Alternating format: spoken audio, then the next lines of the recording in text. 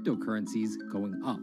There's definitely an aspect where people are making money on stocks and then moving, they're agnostic, they're not hedge funds. They can invest wherever the hell they want. It's a classic sort of momentum trade. They're going to wherever the winners are and they're willing to jump on and, ride it. So whether it's meme stocks like GameStop, meme coins like Dogecoin, or entirely new ways to invest in art like NFTs, the new kind of retail investor is making its presence known. Over the next 10, maybe 15 years, you're going to continue to see, whether by choice or by force, that baton go from older generations to younger generations. I don't think any single app is going to be the thing that disrupts. I think people are the disruptors. How people get ideas about what to invest in has become increasingly entwined with social media. And as social media companies govern more and more of our lives, the fact that now they're tied in more intimately to people's wallets is something that we might want to understand better. Usually what disruption, I think, means is technology comes in, whether it's blogs to the newspapers or online retailing to brick and mortar. They come in and they're in the same business, but they just do it in such a gigantic cost savings that it causes everybody to switch. Well, that's the risk that happens here, is that it's so much cheaper to just manage your own money. We're not there yet, but costs and conveniences are moving in that direction. So I'd say, Wall Street, you haven't been disrupted yet, but you could be in the coming years, and that the final chapter on this story hasn't been written.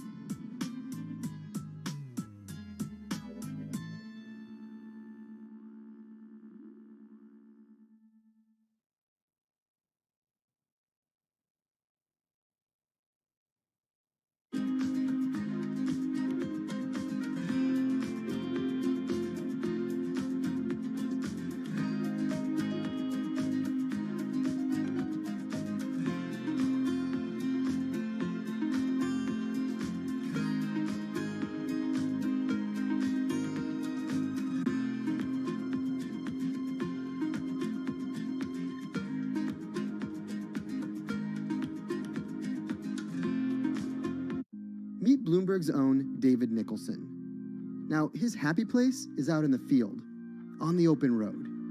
But like the rest of the world lately, he's been working from home a lot more than he's used to. COVID-19 has prompted a massive urban exodus as professionals of every ilk yearn for more space to live and work. As a result, rural areas have exploded, and they're poised to experience a resurgence as more and more families pack up and leave the big city to try out life in the burbs. But there's one problem with that. Not all internet speeds are created equal.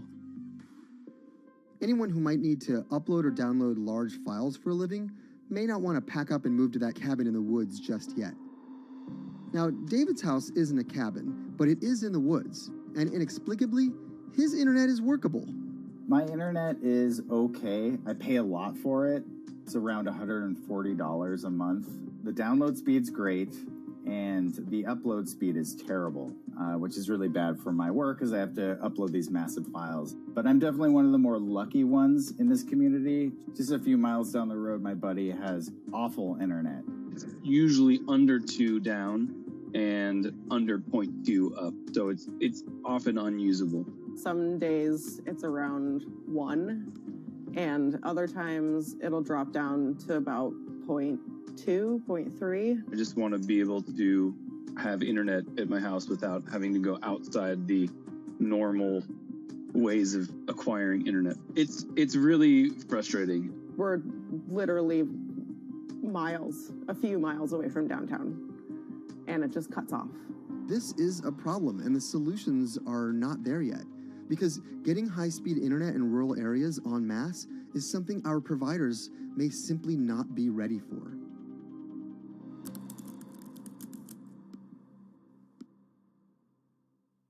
If your internet service doesn't have fast download and upload speeds, then you don't have high-speed harmony. You have. Americans on average pay about $70 a month for internet at home. But in rural areas, it could cost a lot more for a lot less service. So the pricing for a fixed wireless provider here can be something between $80 and $150 for about 25 megabits per second. However, gigabit service, which is 1,000 megabits per second and symmetrical, is running at about $119 a month or $130 a month. That's John Paul. He co-owns Spiral Fiber, an internet service provider here in Nevada County, California. And for the past 10 years, he's been trying to bring an affordable fiber optic network to town. It all started when he applied to be part of the pilot program for Google's fiber service. Across the country, civic boosters have been going to extremes, chanting, singing, Google in the morning, and marching, trying to get the search engine giant to look at their town. The internet these days is crucial to be in the world, to be a part of the world, and to be connected to your community. Google ultimately went with Kansas City, Missouri, which left Paul on a mission to get funding to lay out fiber optic networks for gigabit service. Over the next several years, he would attend conferences and pitch venture capitalists and apply for grants to make his vision come to life. One of the biggest roadblocks to building infrastructure for the internet here in the United States are the existing large providers. They have their land staked out. They would prefer that nobody come in and compete against them. In 2013, we applied for a grant. We went down and met with the commissioners at the California Public Utilities Commission. It was an arduous process to get funded, but we finally did against all odds. We got a $16 million grant, and then we went out to seek venture capital. Then, in March of 2020, the pandemic hit the world. Everybody got locked down, and everybody came home, and everybody started using the internet. And I remember seeing on one of the local fixed wireless providers' websites, they've said, hey, we know you're all staying home, but please don't use too much video, and please don't use too much bandwidth. And I thought, that doesn't work. The U.S. connectivity gap is far greater compared to countries that are considered its peers economically. Some developing nations actually have better internet than rural America, like in Kenya, which has a state-of-the-art fiber optic network fed in from their coastline. The American connectivity gap does largely affect rural areas that are either outside of service coverage or simply prohibitively expensive. This is Rebecca. She and her family moved to Nevada County just a couple miles down the road from David. They took for granted that high-speed internet would just exist in the area, and it's not something they even bothered to check on before buying their house. Turns out, all they got was dial-up. We wanted to move where we had a little more space, room for the kids to run around, just be out in the mountains a little bit more. Having come from a bigger city area where Wi-Fi is pretty readily available, we hadn't really considered that in our purchasing of the house, whether that would be an option or not. When school started, and now that we are remote learning with our children and we're doing everything from home, we didn't have the option to do that at our house. So every day when school would start, we'd have to pack the kids up and we'd go to my in-laws' home. They have a little cabin up in this area that does have Wi-Fi already. Rebecca's situation is the norm in rural America. According to data from the Federal Communications Commission, just 4% of urban Americans lack access to broadband internet. That's compared to almost 40% of people who live in rural areas. While that was the case, there were also racial and socioeconomic divides in terms of who had that access. In addition to that geographic difference, low-income African-American students, Latino students, and first-generation college students were more likely than others to have only one device at home that's shared among multiple siblings and or lack access to that actual connection. For most American towns, there's also a lack of competition, forcing internet prices up. And large providers like AT&T and Comcast aren't incentivized to expand service to these rural communities. This is how Xfinity makes life simple, easy, awesome. So in our area, we have a small imprint of Comcast, but they're not going to go out to the more rural areas. It's just not cost effective for them to do it as a large company. In order to lay fiber cable, you're actually physically digging trenches into the ground. And for internet service providers, they're primarily focused on maximizing their profits. And so the fewer customers you have, in any square mile and the more fiber you have to lay, that's just kind of harder to pencil out from a purely economic standpoint. AT&T released a statement on the matter, expressing the need and desire for government assistance to fund fiber optic expansion to areas deemed unprofitable. Comcast released a similar statement encouraging more public-private collaboration on this effort. Federal agencies do offer grants to help communities build broadband networks, but many have argued that there's not enough flexibility on how to use these funds. The COVID-19 relief package passed by Congress in March and signed by President Donald Trump awarded $43.3 million to 51 projects on the East Coast alone. But it also stipulated that these projects needed to be up and running by December 30th. For contractors who plan projects months and years in advance, it's a scramble to rearrange their schedules to meet that deadline. So what we've been asking the federal government to consider is at least have, as long as the projects are getting started, knowing the projects are being put into place to expand both remote learning, working from home, and opportunities like that that are truly driven from COVID. We're moving as fast as we can regardless, but hopefully they'll give us some more time. Talking to John Paul, it's clear that he believes broadband is something that can transform a community and should be considered a public good. One of the first communities to come on in the United States with full-on gigabit service was Chattanooga, Tennessee. Now, they're a bigger city, but they're a city that was economically in a downturn. In the last 15 years, the city of Chattanooga has turned around in an amazing way. It's a nexus for young people to move to. It's a place where technology happens. It's not just about logging on to Zoom, to connect with your colleagues who might be in New York City. It's also your ability as a small business, operating in the town of Nevada City or wherever it may be to, quickly upload your payroll documents or something onto the cloud, or to quickly, swipe a customer's credit card. There's just some really basic business functions and mechanics that I think people in big cities really take for granted, and that are just going to be a much bigger challenge for small business owners in rural areas.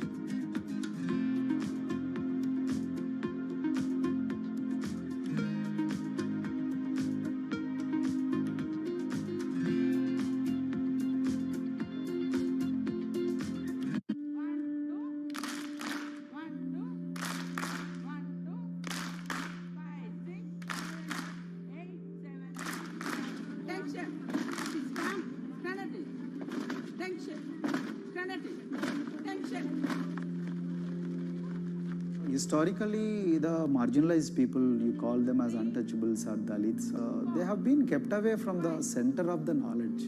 Once you are born into a caste, it is very difficult for you to grow beyond that. You are stuck in that identity.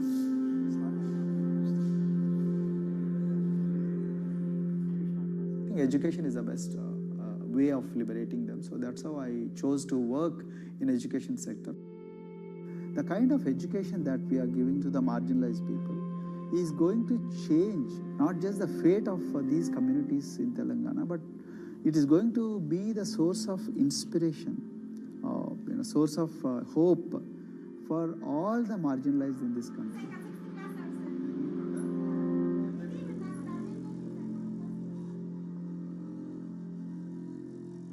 Greatest flight in India is the system of caste.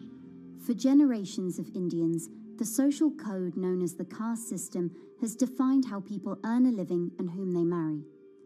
Although outlawed 7 decades ago, castes remain a significant factor in deciding everything, from family ties and cultural traditions to educational and economic opportunities. Dalits, people who are on the lowest rung of the caste system, constitute almost 1/5 of India's population of 1.3 billion. Not able to afford the high tuition of private schools, many are forced to attend government-funded institutions, which in the past have suffered from poor infrastructure, lower education standards, and high student-to-teacher ratios. But Dr. Praveen Kumar is trying to change that.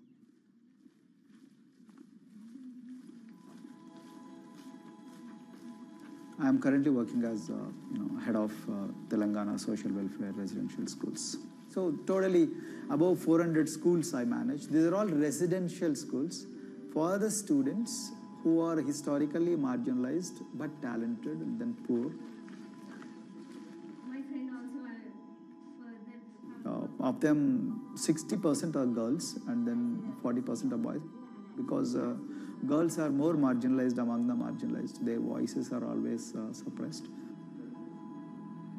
My approach to improve the conditions in the schools has been put your eyes and ears on the ground always. Talk to the parents, talk to the teachers, talk to the students, stay in the schools and then understand their problems, their challenges, both in classrooms and then the corridors and the dorms. Then go to the dining halls and see what kind of food they are eating, and then go to their homes and then what kind of food they are getting and what kind of challenges the parents have. One of the important changes that I brought in after I took over was to complete the transformation of mother tongue to English medium, because English medium, as I said, English is the language of emancipation, and language that connects you to the whole body of knowledge in the world. So we had to train a lot of teachers. refer to the dictionary also, okay, and find out the new meanings. As well as describe about. Hey, Richita, how are you? Hi, Sindhu. Fine, thank you. And how about you? I'm fine too. It's been a long time. Identity is extremely important. There is a scientific evidence to prove that your sense of identity is extremely crucial to your growth as a successful human being in your life. If you accept an identity which is very humiliating, which reminds you of very painful past, I think that identity will not help you to grow. I'm not saying that you should forget your past. I'm not saying that, but that should not be the bubble in which you must live always.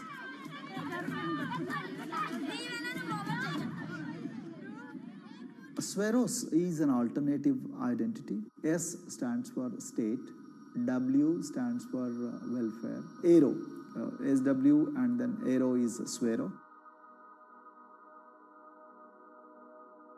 So the idea is your dreams have to be skybound. So that is what we are trying to achieve by changing the identities. Like, you say, I'm a Swero and I aim to be a doctor. I am a Swero, I aim to be a top-notch engineer. I am a Swero, I aim to be a top bureaucrat of this country. I'm a Swero, I want to be a very good actor or a musician in this world. So these are the positive images that are associated with the identity.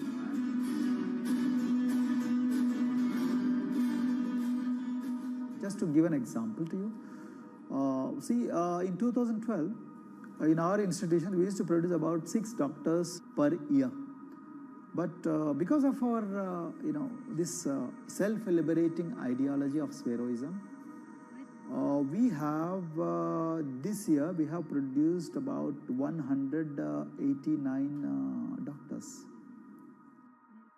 This is phenomenal for any poorest of the poor people. You know how difficult it is to get into a medical colleges in this country.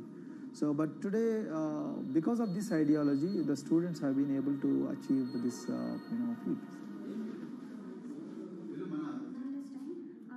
Pujita has been a farm laborer, and her parents themselves are agricultural laborers. And then this girl used to sell vegetables, but thanks to the residential education institutions, she came to the Gaulidoddi campus, and then she toiled very hard for 1 year, despite many problems. And today, I'm so happy to share with you that she has joined one of the prestigious medical colleges in the state of Telangana, Usmania Medical College, and then in future, she hopes to be a gynecologist. So this is the journey our children are hoping for. Similarly, the Mount Everest expedition. At Mount Everest expedition, we are very fortunate enough to place the youngest ever female in the history of this world on the peak of Mount Everest. How did this happen? It's all because of an ideology that helps you to liberate yourself.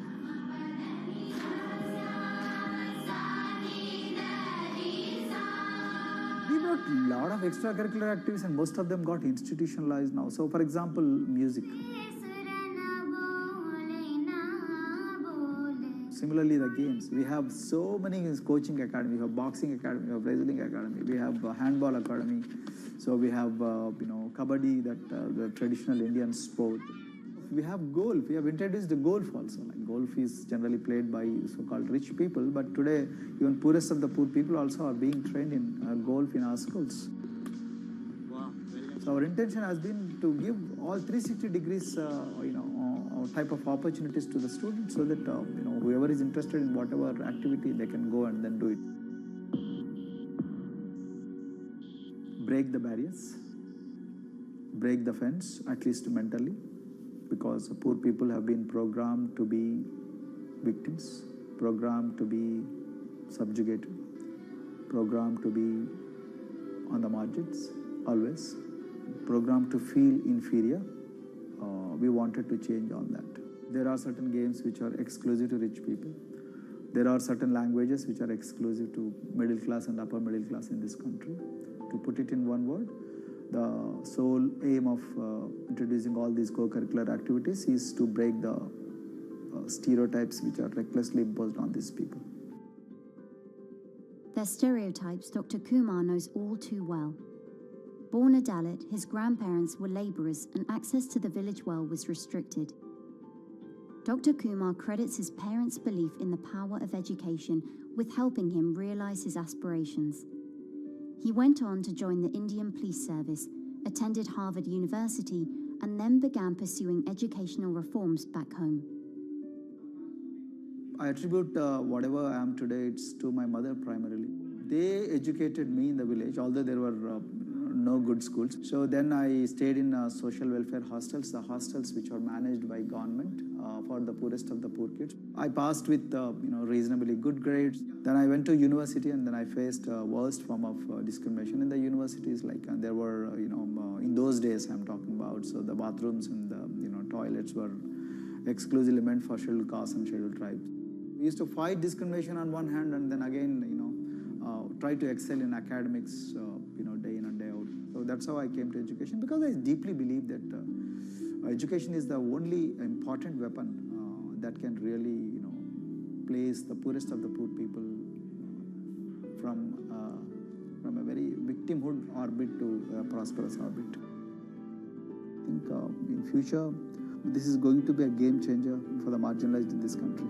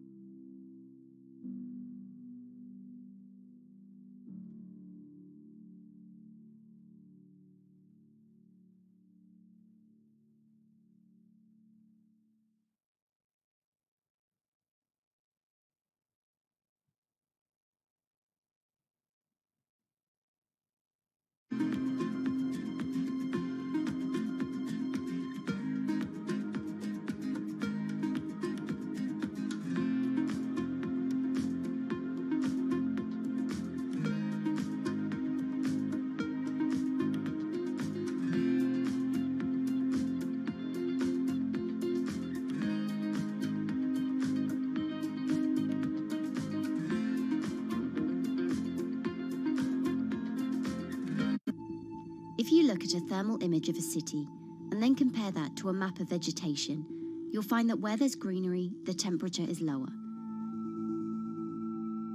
That's because things like asphalt, concrete, and shingled roofs absorb more heat from the sun than trees.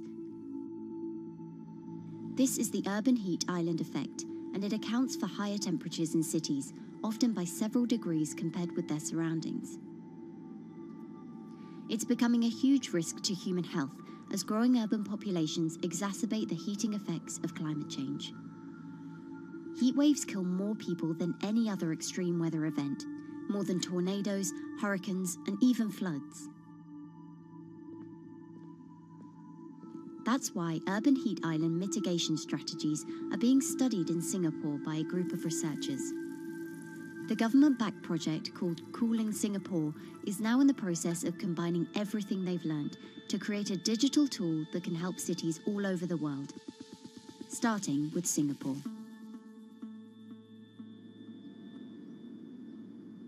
In Singapore, close to the equator, temperatures regularly rise above 32 degrees Celsius or 90 degrees Fahrenheit. And the city structures only make it worse. And that is also the case for Singapore, which is basically a concrete jungle, more urbanized, more developed city.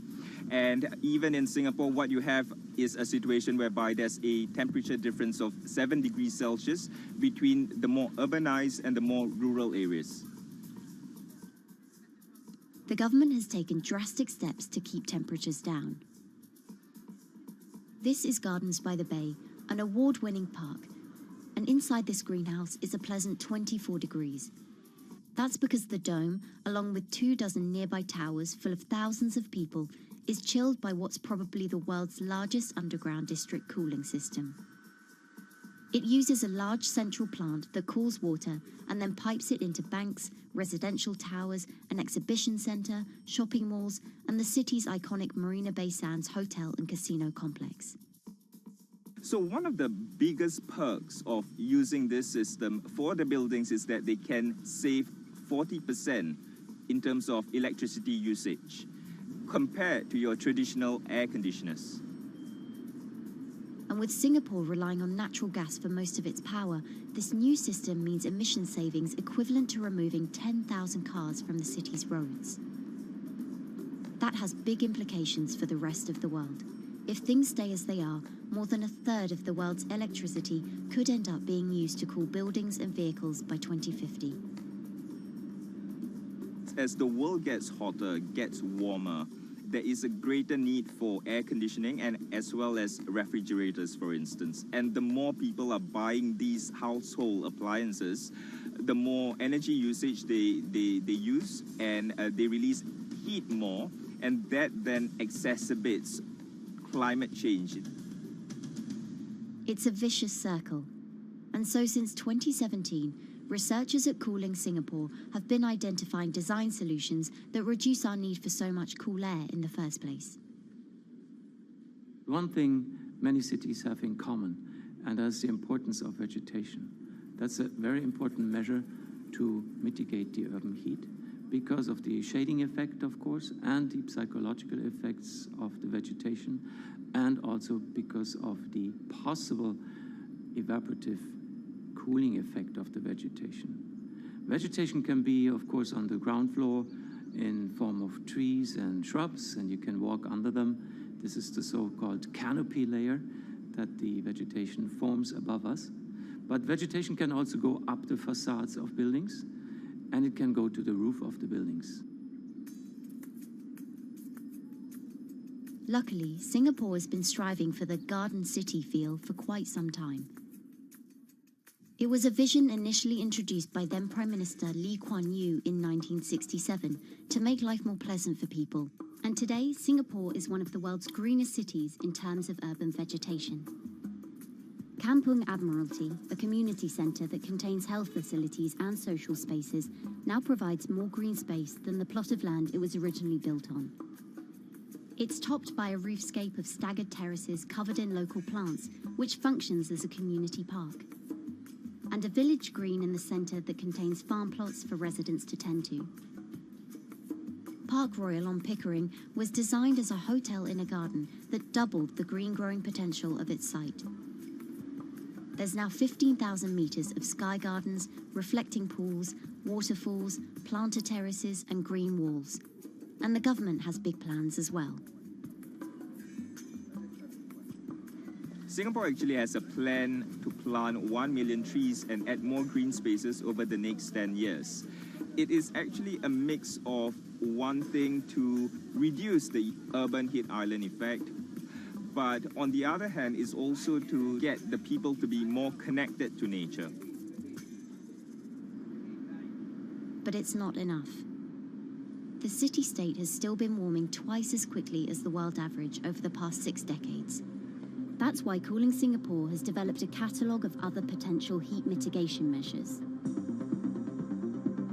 when you try to mitigate the urban heat island effect in a city or in any building, in a village as well, the first place to start is by shading of the windows. You have to keep areas clear so that the wind can move through it. Water of a certain depth can act as a very good thermal buffer. If you have to construct heavy buildings such as high-rises, at least you can make the surface, the facade, less heavy, and you can protect it from direct sun penetration. We have to make sure that no combustion engines will be in the city in the middle, in the medium to long-term range. So ideally, the electricity production is outside of the city, and you bring just the clean electricity into the city. You can at least minimize the use of energy in the city, and you can start to slowly convert the roofs, the facades of the city into production areas for renewable energy. In Singapore, unfortunately, this is a limited option, but in the long run, it could produce up to 20-25% of the energy, of the electricity needed in Singapore if all the roofs and the areas in the buildings, on the facades would be used to do that. With so many different ideas, Cooling Singapore is also designing a virtual model of the city to test them out. It's called a Digital Urban Climate Twin, or DUCT, that will calculate how each element of the city's design will impact the urban heat island effect.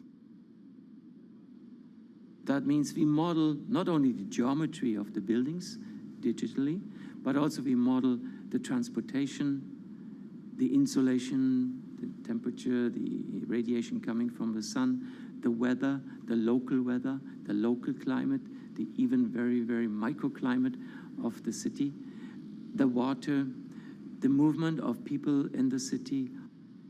We can invent scenarios, we can design scenarios, test them before we actually build them, and if they test very well and we are sure that they will function, then we can start to build them and put them into reality.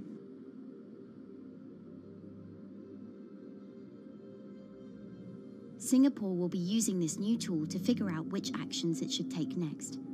And the model can be applied to any city, whether it needs to keep heat out or keep heat in, which will ultimately save energy, slow climate change, and improve our quality of life. So this is something that Singapore will be able to export, maybe even together with its city development systems that it already has. Singapore is one of the very few cities in the world that really combine this scientific approach with a very well-established urban redesign and urban design approach. Through its agencies and the combination of its agencies, it has achieved a lot in the past. If it keeps following the scientific path and the combination with the other knowledge in the city already, we think that it will be a very comfortable and very livable city in the future, even more than today.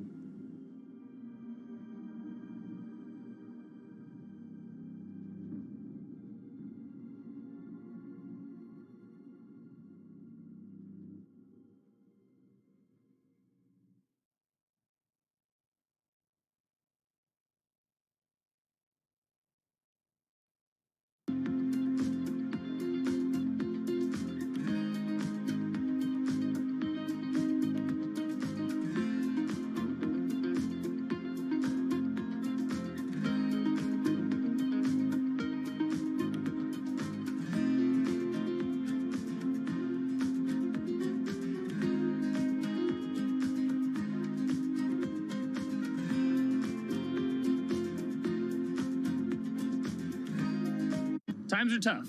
Jobs are scarce. It's risky to be outside and around others. Seems like there's very few ways to make extra money during a pandemic. So I guess I'll just hunker down and binge social media until this all blows over. Wait, don't these people make money? How do these people make money?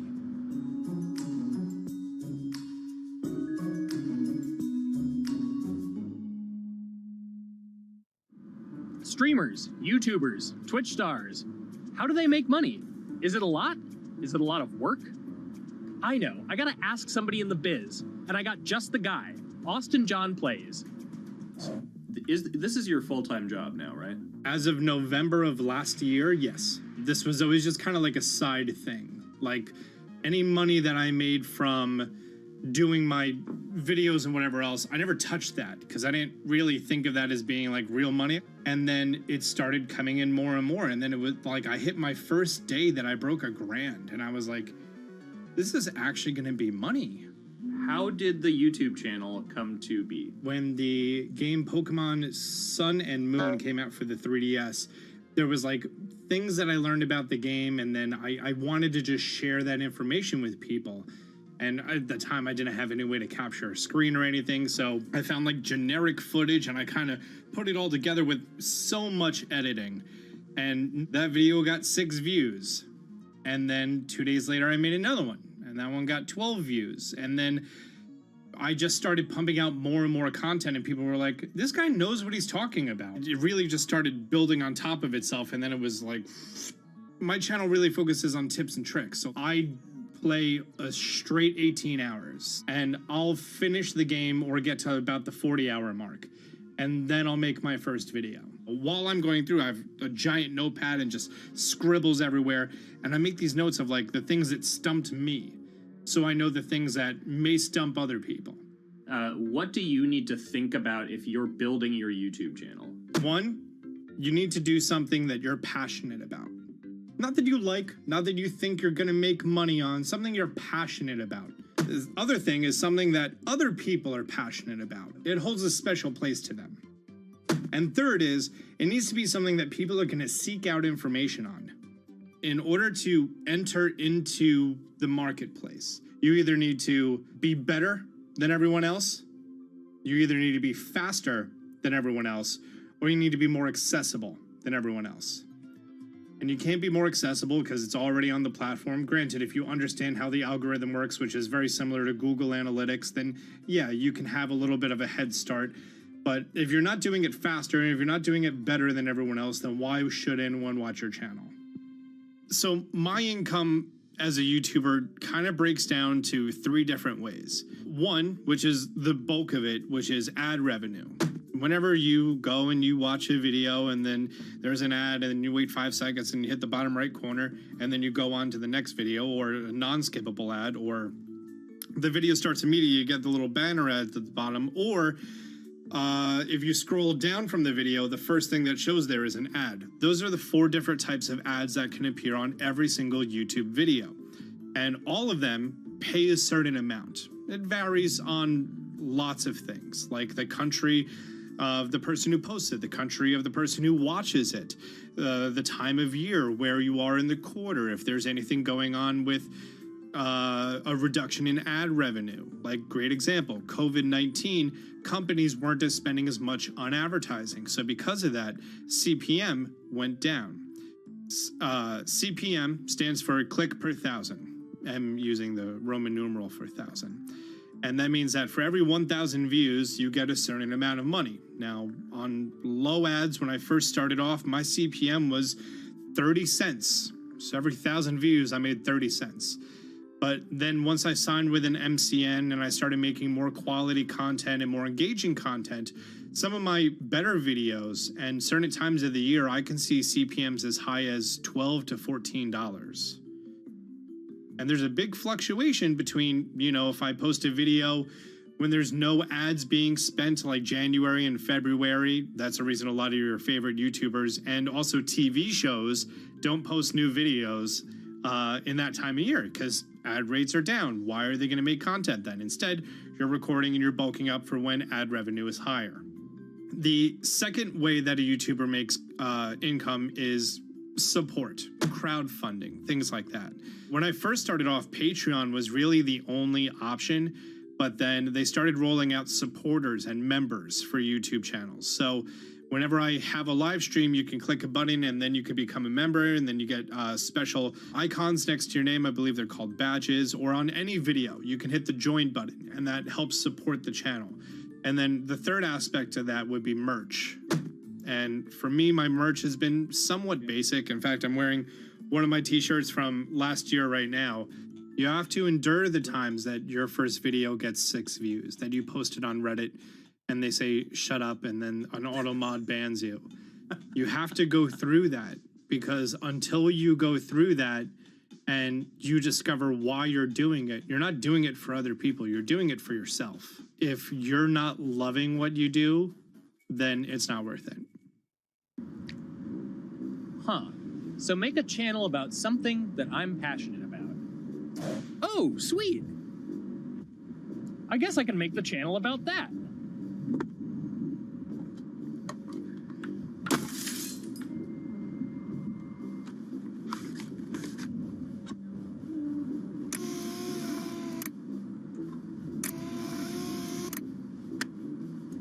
Now, how do I grow an audience? How do I get popular? It's all about diversification, right? You have to have a massive Twitter following. You have to have a massive Instagram following. You have to have a massive YouTube following.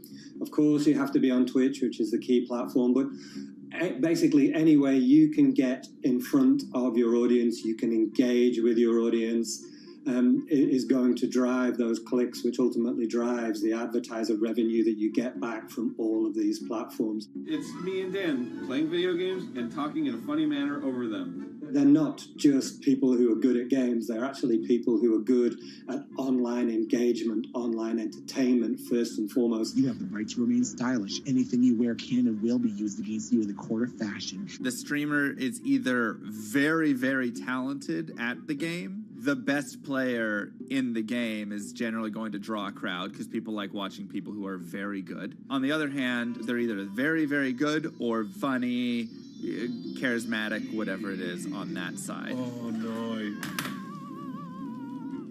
You know, it becomes more of a show where they talk about other things outside of the gaming world, and gaming becomes really just a backdrop and an excuse to engage with that audience. There were those weird, like, Ronald McDonald, like, straight to VHS movies. You remember those? I'm personable, I'm chatty. I would kind of, when boring things were happening in the game, I would ramble on about, movies I'd watched or books I'd read and, or conversations I'd had and stuff like that. And so I think being personable was a big part of that. It's not just getting on and playing games. It's getting on and being an entertainer. You are putting on a show. All right, now let me go ahead and grab the samurai sword that every gym has. Okay, he's dead. To have a larger audience and to have that audience, I think, stay with you, you have to bring something extra. You have to find your niche. You have to find what works and what connects with the audience and what makes them laugh and what makes them keep coming back. You got to make it a little more exciting, all right? Throw in a hanging bishop. Have everybody in suspense for a moment. I think the real most important thing is to just get used to being on camera. Like in any sort of performance thing, is get used to talking on camera. My first few videos were terrible, but because I sat down and did it for 6 to 8 hours a day, I just got used to talking and I got over that uncomfortable hump. If you go into Twitch purely with the expectation that you're going to make money, make a job out of it, have all this growth, and it's going to be great, you're probably going to burn out prior to getting to that point because there's very little payoff for a long time, right? Like multiple years generally before you really start to see a payoff. And so, those first few times you're streaming, nobody is there. One person shows up every 30 minutes, says hi, maybe, and leaves, right? Like, it's very discouraging, I think, for a lot of people. And so you have to be there just loving it. You have to love talking to yourself when nobody is around. You have to love just the game that you're playing, all of that stuff, because it takes a while. And I think a majority of people burn out prior to getting to the profitable point of it. And there you have it. My very own YouTube, Twitch, Discord, and streaming channels all ready to go live. It's a veritable social media ecosystem just on the verge of thriving. So, don't forget to smash like and subscribe, and visit my Patreon for perks. Also, go to my merch page. And one last thing, stay cool, my friends.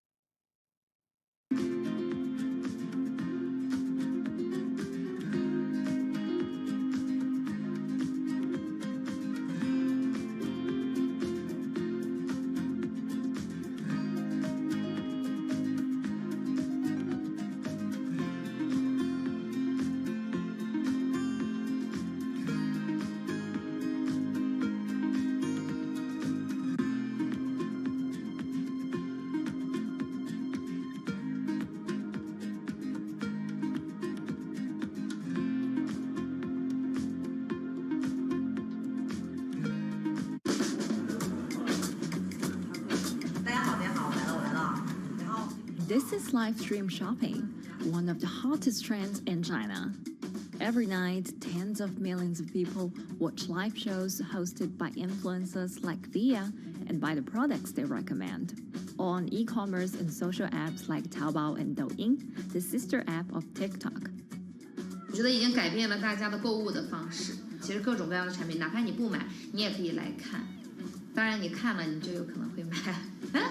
It's not about, only shopping. It's about the experience. It's about having fun. You got to see 3D. You got to see in some kind of action. It's almost like a theater act. The internet craze has taken over China. By the end of 2020, the country had almost 400 million live stream shopping users. China's live stream e-commerce market has also grown dramatically, with an estimated value of $161 billion in 2020. It's becoming popular outside China as well. So, is live streaming the future of shopping?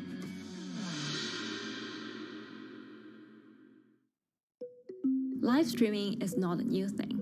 In China, it started in 2015 with the rollout of 4G, and it was first used for entertainment and socializing. Many live streamers performed for their followers or chatted to them, making money by receiving virtual currency and gifts. In the West, live streaming is mainly the domain of avid gamers. In China, it's broken into e-commerce. China actually has a very big e-commerce empire, so it uses these super apps, what we call that you have payment, you have search of information, you have recommendation system, and you have huge amount of goods available on the platform, and as well as a lot of consumers. So with this advantage, they merge these features of live streaming to make the influencers actually sell goods. Here is a perfect choice: nice neutrals, beautiful print, nothing overwhelming, and the warmth and comfort of flannel. This is item. Traditional TV shopping involves a one-way direction, whereby a host introduces a product, demonstrates certain things, and say, call this number or something. But live stream shopping is live.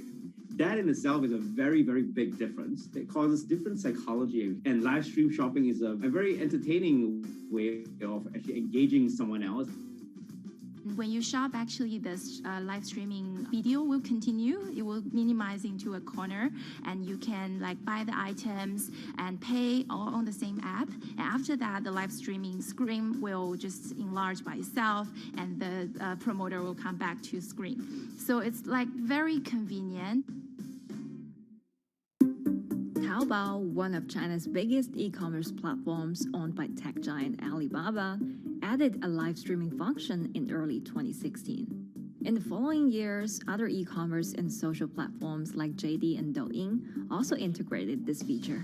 开头的时候还是有很多的挑战的，对画面的这个流畅，然后是否能够很真实的去还原商品，它其实在这个上面是有很高的这个门槛跟技术的这个卡口在的。不管是我们的这个用户的接受度，还是商家的这个上手的这个难度都很高，但是这几年下来，基本上难点在不断被突破的。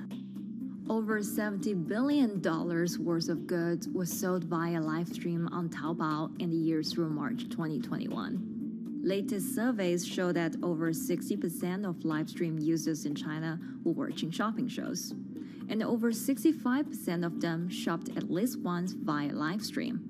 In 2020, live stream shopping got a huge boost during the pandemic, when millions of people were in lockdown and many retailers were pushed online. People, during the lockdown, felt like there's a need for more social interactions. This live platform creates an interesting kind of environment that gives people the sense that I'm actually interacting with you. And then live stream shopping brings in a lot more variety of things that people could buy and satisfy, the sense of losing control, especially during the pandemic.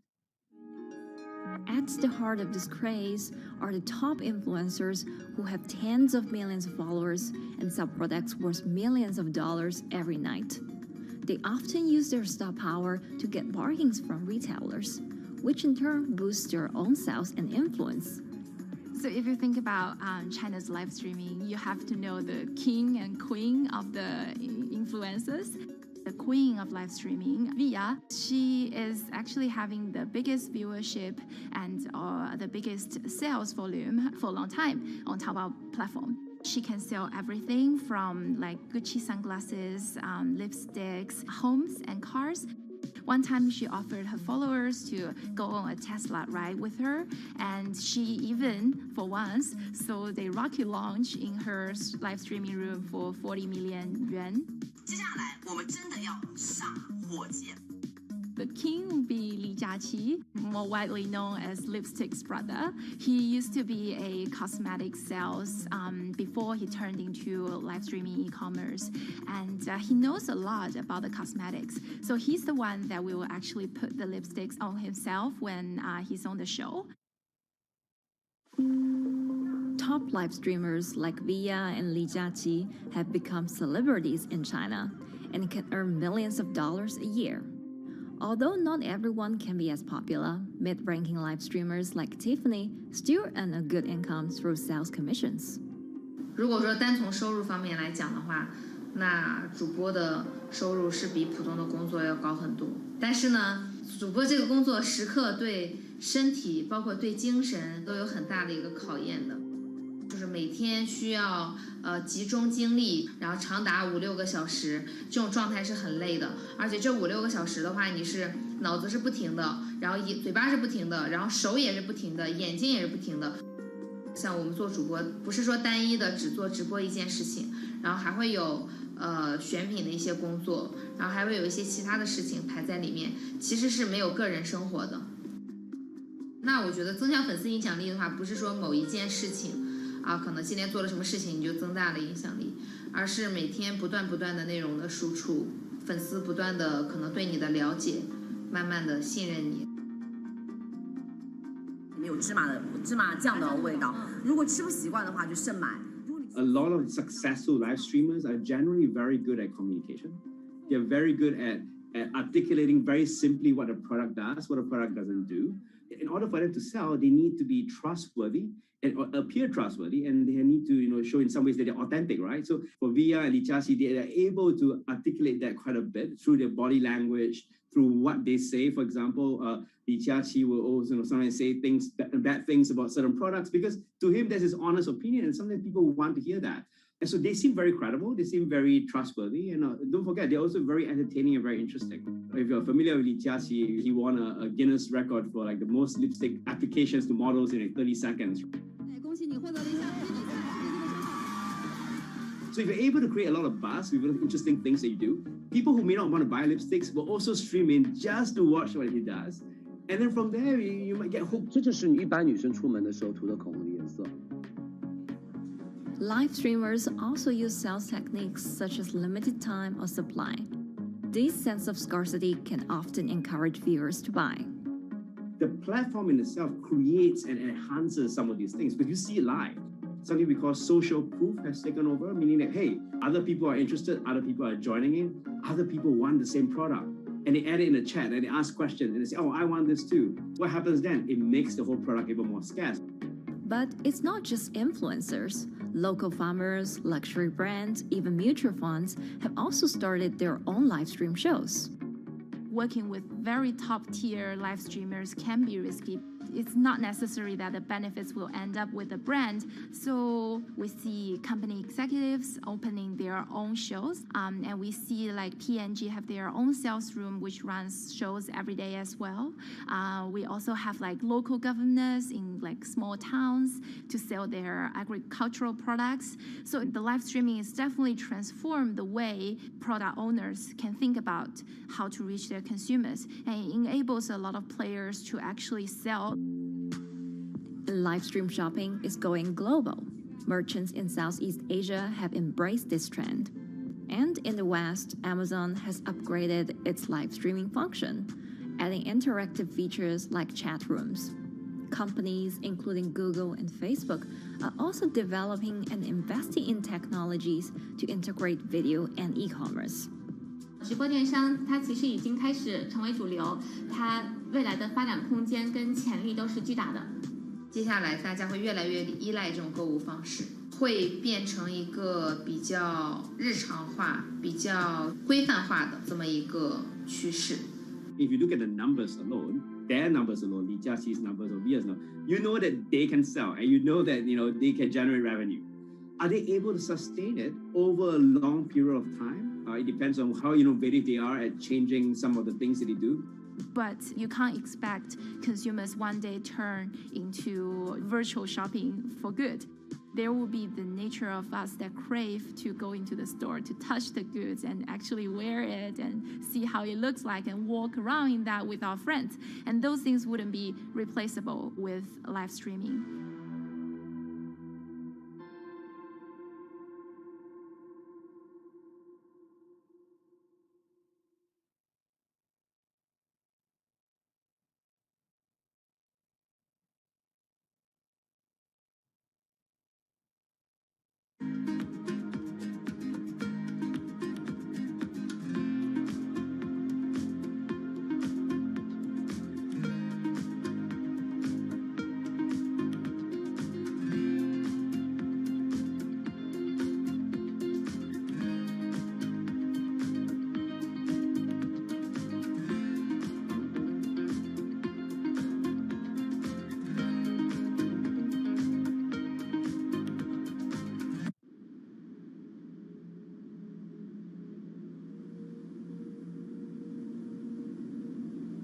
You could imagine that the oceans are actually the largest battery. We're storing huge amounts of energy in the oceans. The wave motion can be very deep.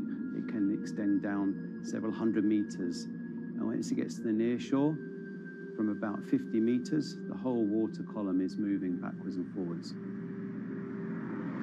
As we search for ways to reduce our reliance on fossil fuels, some are looking to a largely untapped potential source of renewable energy. In theory, waves off the coast of the United States alone could generate over 2 trillion kilowatt hours of electricity a year, enough to power more than half of the country. Waves intensify and subside not as quickly as the wind, and that means that it can produce a smoother power generation curve. One of the potential advantages of wave energy is that it could act as a complementary source of power compared to other renewables on the grid if it were to be scaled up to commercial scale.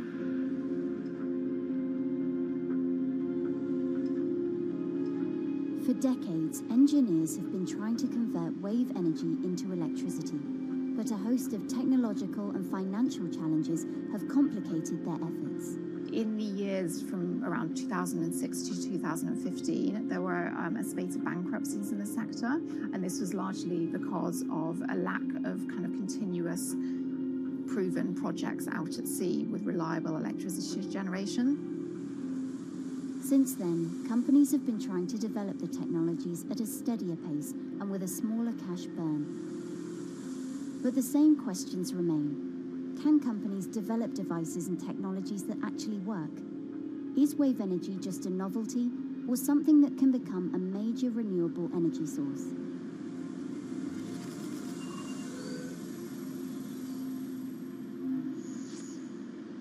The sea is a very challenging environment within which to operate a power project. So seawater is corrosive and conditions are very rough. So this means that power projects don't have a very long lifetime, and it increases operating and maintenance costs. Partly because of that, many early wave energy projects hit rough waters, such as the Palamas Wave Energy Converter in Portugal and the Isla Limpet project in Scotland. But that hasn't stopped others from trying. Companies are focused on testing projects out at sea, proving their durability, trying to raise capital and bring down cost. The sector hasn't really converged around one single technology design, and companies are kind of undecided about which design works best.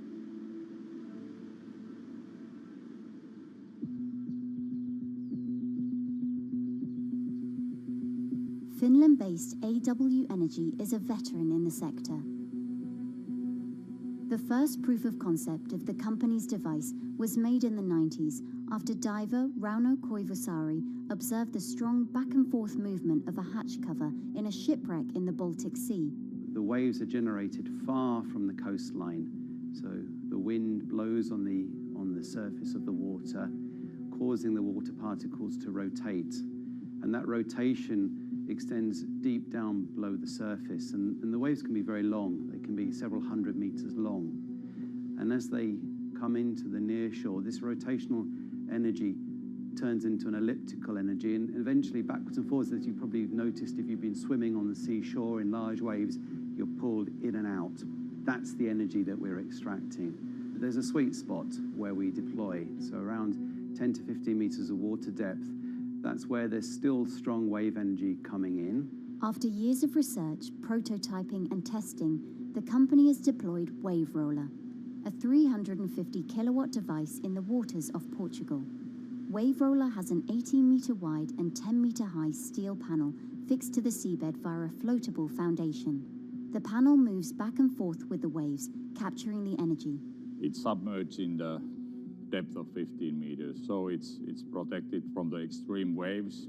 We generate electricity by capturing the movement with hydraulic circuitry in a machine room underneath the surface. That hydraulic energy we turn to electricity with hydraulic accumulators and hydraulic motors, and also a generator. The Wave Roller has survived large waves at sea for over a year and delivered electricity via an underwater cable to the grid in Portugal. Meanwhile, the company has won a €2.5 million grant to work on an upgraded version of the Wave Roller, aiming to increase the electricity generation capacity to 1 megawatt. The upscaled device would have a bigger panel, 2 power takeoff units, and improved software to control the energy production. We have taken into use a wave prediction algorithm that kind of tells us what kind of waves are coming into our device. That gives us few seconds to prepare for capturing more energy, and the difference in that is significant. Our future plans are to deliver technology around the world. So I'm hoping we can be working on delivering technology to projects in Asia and also in the American continent as well.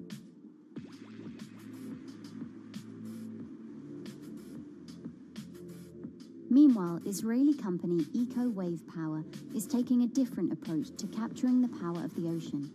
For the company's founder, Ina Braverman, developing new sources of renewable energy is a personal mission. I was born in Ukraine in 1986, and 2 weeks after I was born, the Chernobyl nuclear reactor exploded, causing the largest in history nuclear disaster. I was one of the babies that got hurt from the negative effects of such explosion.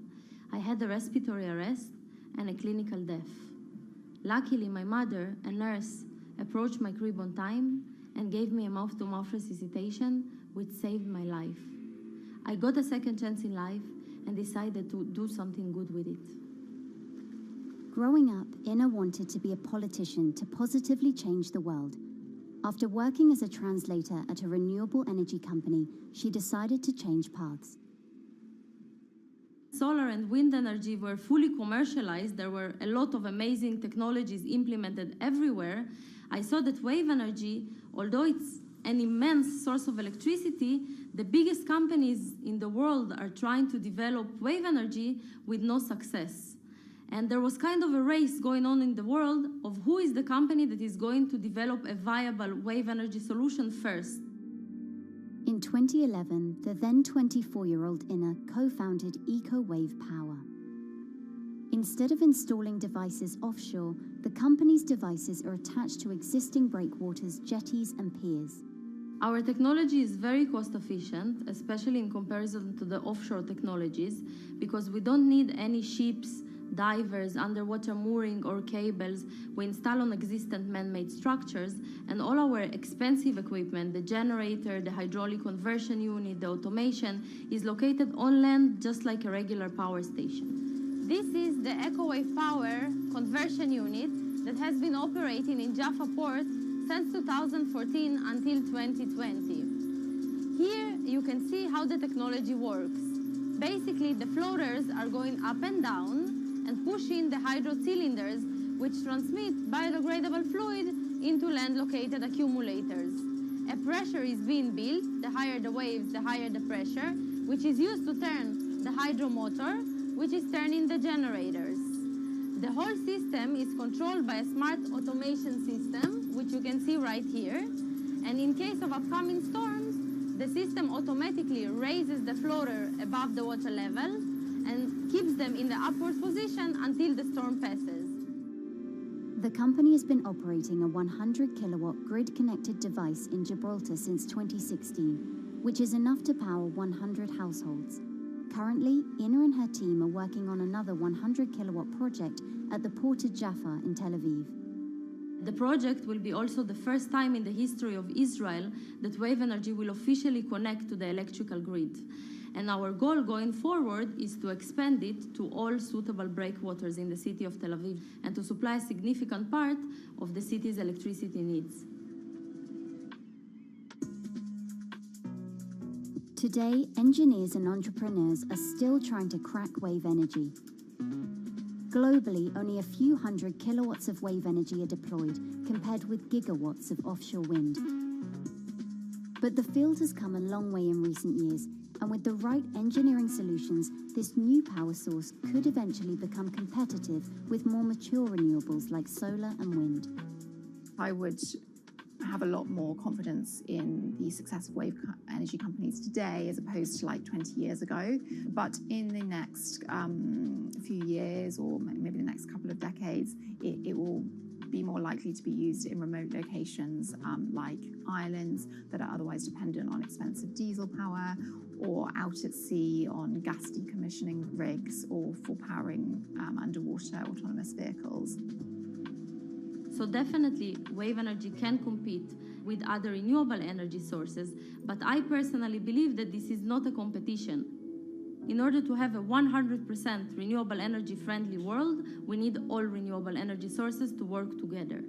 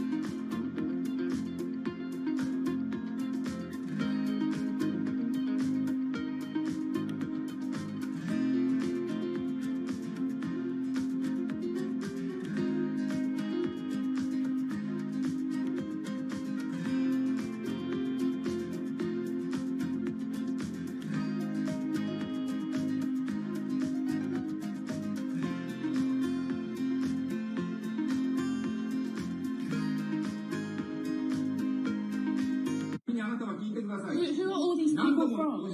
Who are all these people from?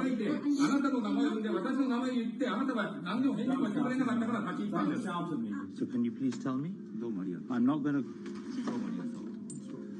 please wait. You know, I've covered a lot of companies. I've covered a lot of Machiavellian companies where, you know, people play rough. I don't think I've ever seen anything on the scale of Nissan. He is making you, but you act for this side. I mean, it's corrupt. The system is... One of the most dramatic elements was Ravinder Pasi's home being raided by court officials in Yokohama. You scared my wife. You scared my children. I worked in Nissan for 16 years. So Rav Pasi's journey into the darkest recesses of the Japanese corporate world started when he was the general counsel, the highest corporate lawyer position in the company. In the past few minutes, Nissan has revealed that its chairman has been arrested after allegations of serious misconduct. He was tasked with investigating Carlos Ghosn. And he was told, conduct an internal investigation and get to the heart of the matter. And then along the way, he started to notice serious conflicts of interest. He is one of the few people who knows an extreme amount of detail regarding the alleged crimes by Carlos Ghosn. And he's now ready to tell his own story on the record about some of the events that happened.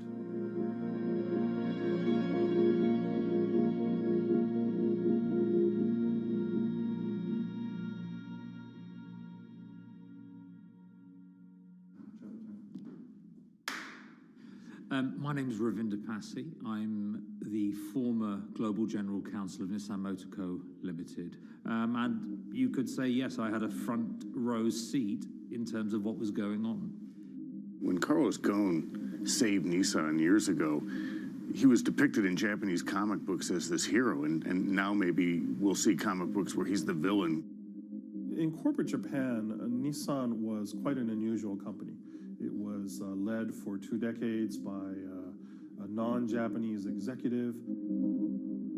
Well, Carlos Ghosn was a hero in the Japanese business world. If you had a global business celebrity in Japan and worldwide, it was definitely Carlos Ghosn. In a country with few foreigners at the top, he stood out. But over the years, he saved Nissan from bankruptcy, allied with Renault and Mitsubishi, and turned the alliance into one of the most competitive in the world. Yet as the years went on, I think his ambitions changed a little bit. He started thinking about legacy plays, and one of them was to really tighten the alliance between Renault and Japan. And unbeknownst to him, there was a contingent of senior Nissan executives that were really felt threatened by that move.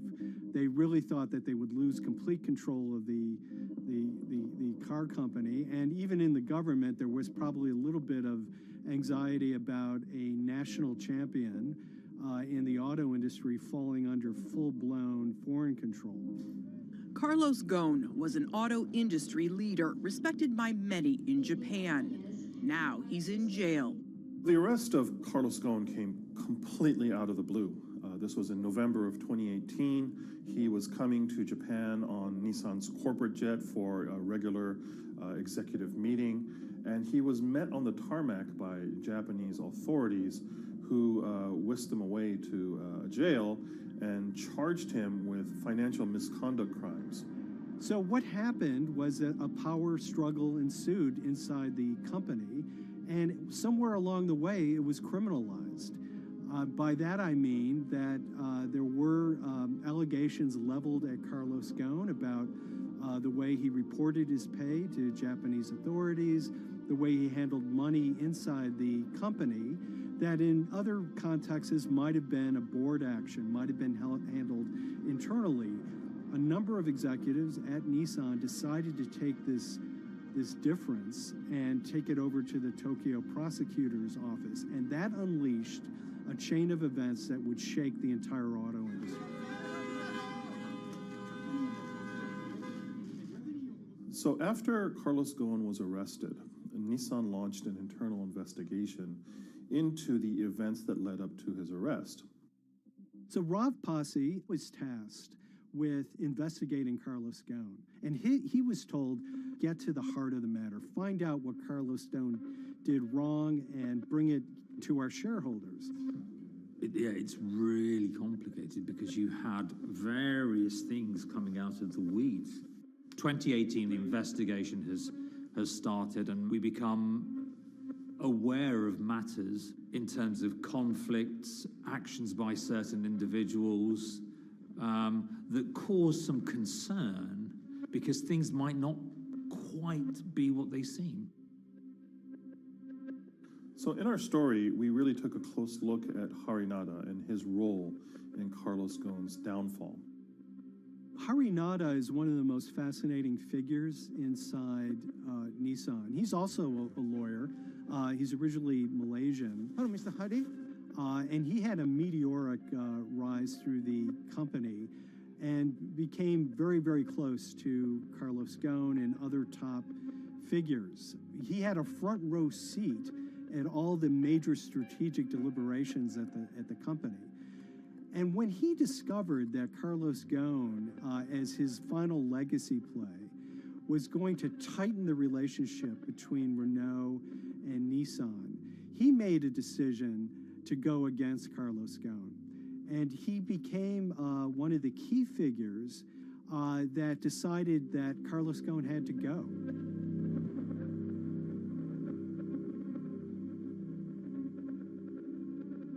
Harry Narder was somebody who actually recruited me into the company, so I have a long-standing relationship with him, or did have a long-standing relationship with him. For many, many years, he was a mentor. I had doubts about the credibility of the process right at the start. Harry Narder had a plea deal with the Tokyo prosecutors.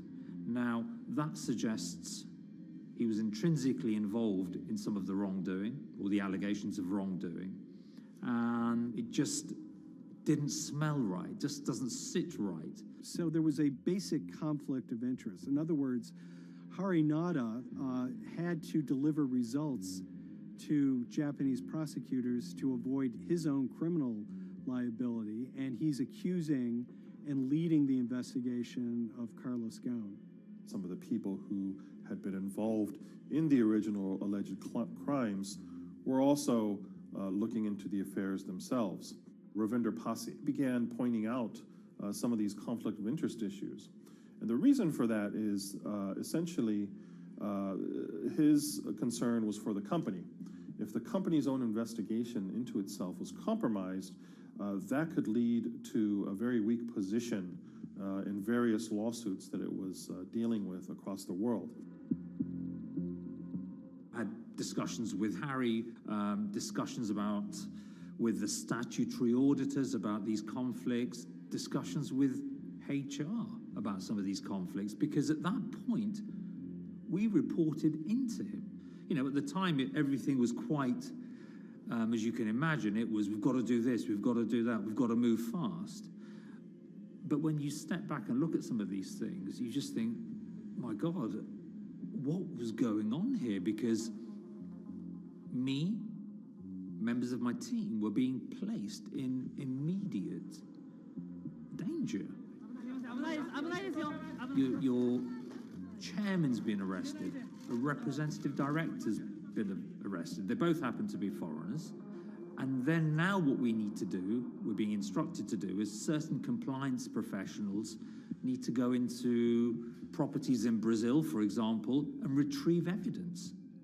They've got to do it very carefully, because if they don't do it carefully, they're going to get convicted of criminal activities. And likewise, when a team of lawyers were commissioned to go to Lebanon, I mean, one of my immediate concerns was, why are lawyers from Nissan being sent to go to Lebanon to retrieve evidence? These are just lawyers, they're corporate lawyers from Nissan. You had revelations that a number of executives had benefited from share appreciation rights when they shouldn't have. I mean, you know, substantive amounts of money being taken by these guys when they weren't entitled to take them. And you do think, yes, how is this going to look later on? It's going to look quite concerning. So that triggered, for me, the sort of assessment that, well, I'm going to have to do something, because up until this point, I haven't put down on paper these conflicts and these issues.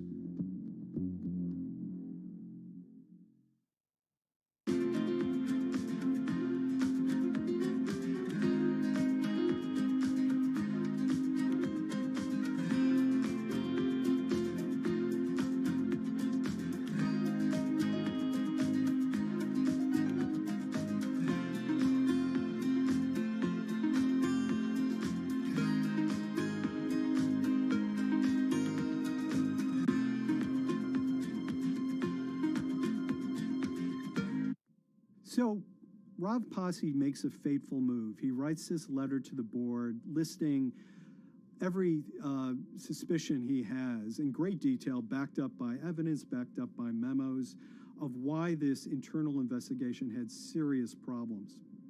He sends the letter to the board and it's crickets. He doesn't hear much of anything. Nothing happened thereafter. Nothing at all. Just like it just gone into a black box. And he began to suspect that there was a desire, even at the highest level within Nissan, to kind of sweep these conflicts of interest under the rug. Unfortunately for me, I think, again, with hindsight, people must have thought that this is the nail that's sticking out, and we can't have this. Within 3 days of me submitting that to the board of directors, that letter to the independent board of directors, I was removed from the Goan Executive Conduct Matters. I was then told that I could not attend board meetings anymore. And up until that point, I had attended every single board meeting. I was then also told that after 8 years of being in Japan, I'd be going back to the UK. It eventually transpired that I'd be the VP of Projects and Transformation, managing a team of 3.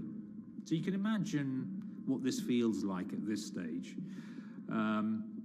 Almost an arbitrary removal from Japan, where I've lived for 8 years, had 3 children there, my family has grown up, and we've been settled there, having a few months earlier been promoted to vice president at a global level, to being almost demoted.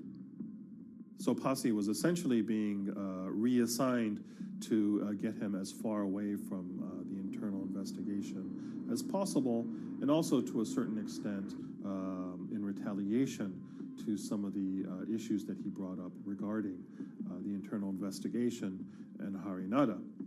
What happened to Rav Pasi can be seen as a series of corporate humiliations. I mean, first of all, his immediate responsibilities were taken away from him. Eventually, he lost, the coveted general counsel title. But it didn't stop there. Toward the end of his stay in Japan, Rav and his wife were convinced that they were being followed. During that period, I'd noticed that whilst driving my car, I'd have other cars following me. First time I noticed this was around mid-March, and I was driving, I can't remember where I was going, but this grey van, small van, just literally started following me. And I noticed that there was somebody in the car taking pictures. And lo and behold, we were absolutely being followed either by people on foot or other individuals, 2 or 3, normally 2 burly men in a car, different cars at different times, following us around. They were following the family as well. And, given I'd seen the Nissan security department behave in a very, very egregious manner with others in terms of following and surveilling, I was very concerned as to what they were doing and who they were giving this information to. Because if they're giving this information to the authorities, you do think, why? What's going on here? I mean, this is just not normal behavior. And this all culminated in a rather dramatic event in the middle of 2020. Who are you people? Where Nissan had hired a legal team and had obtained an unusual court order from the district court in Yokohama to basically do a search of his home and seizure of his corporate laptop and phone and other documents. If you don't let us in now, we have to break this key. So it's a pretty extreme way to treat someone who'd spent 16 years at the company. These people have all come in. We don't really know who they are, apart from the fact that I've been shown a badge that says the Yokohama Court. And they're here to recover a laptop and a mobile phone. It was even more weird because I'd highlighted to the directors that certain Nissan executives were trying to recover this laptop and this phone whilst I was still in Japan. And I was very concerned because it had evidence on there that related to misconduct matters and other forms of inappropriate conduct. It was just another form of intimidation, another form of harassment, forcing me almost to leave the company and the country. Because once they'd retained and obtained these items, we were still followed, which, again, I just couldn't understand. What is the point of doing that? You know, this is a car company. This is not the KGB.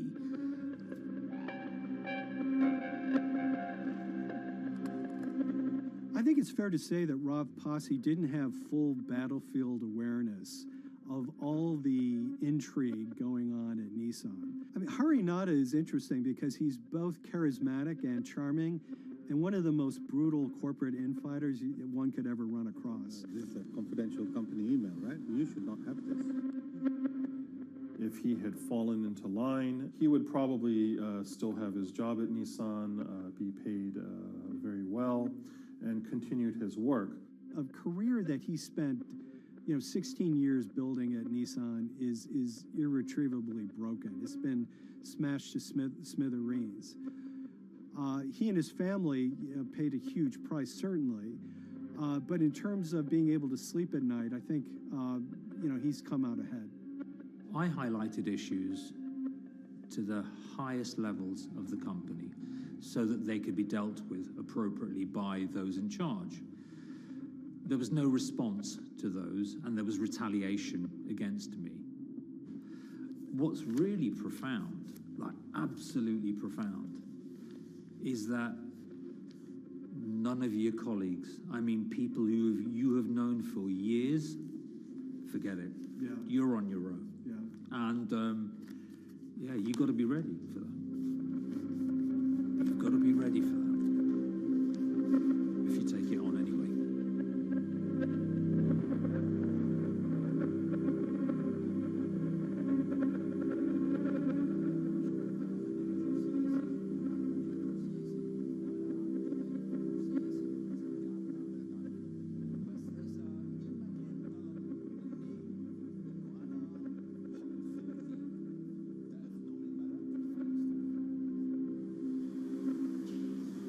Connection lost.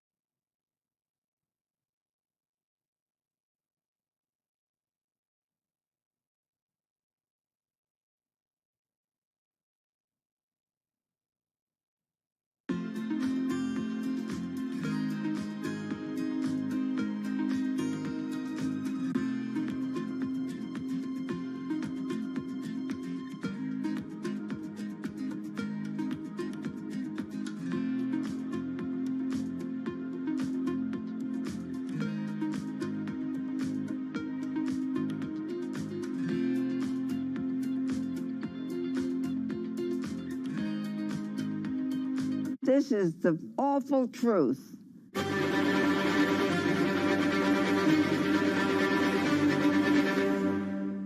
There's always someone in the family that's pushing it.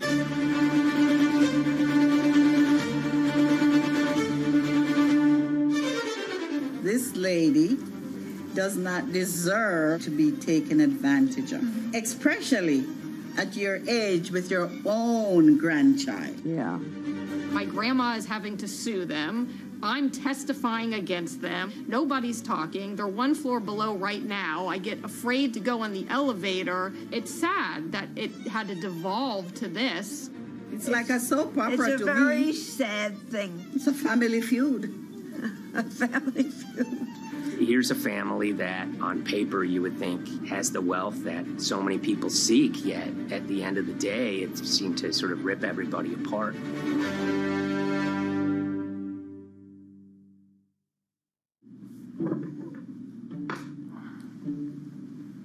My name's Tom Schoenberg. I'm a senior reporter here at Bloomberg News, cover financial enforcement. I was approached by someone close to the Schottenstein family and asked whether or not I would be interested in writing about Beverly Schottenstein and this case that she had against J.P. Morgan. And it was immediately clear that there was a great story here to be told.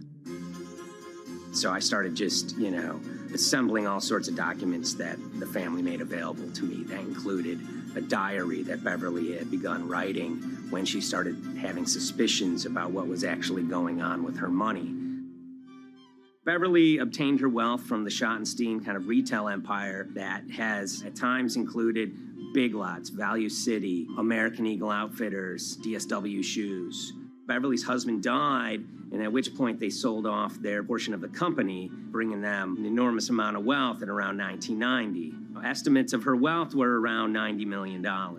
She, for many years, had that pool of money being managed by outside advisors. Her grandsons in the late 2000s had both graduated and were becoming financial advisors. She gave them a little bit to work with, and over time, her grandson, Evan, became the trustee of her entire estate.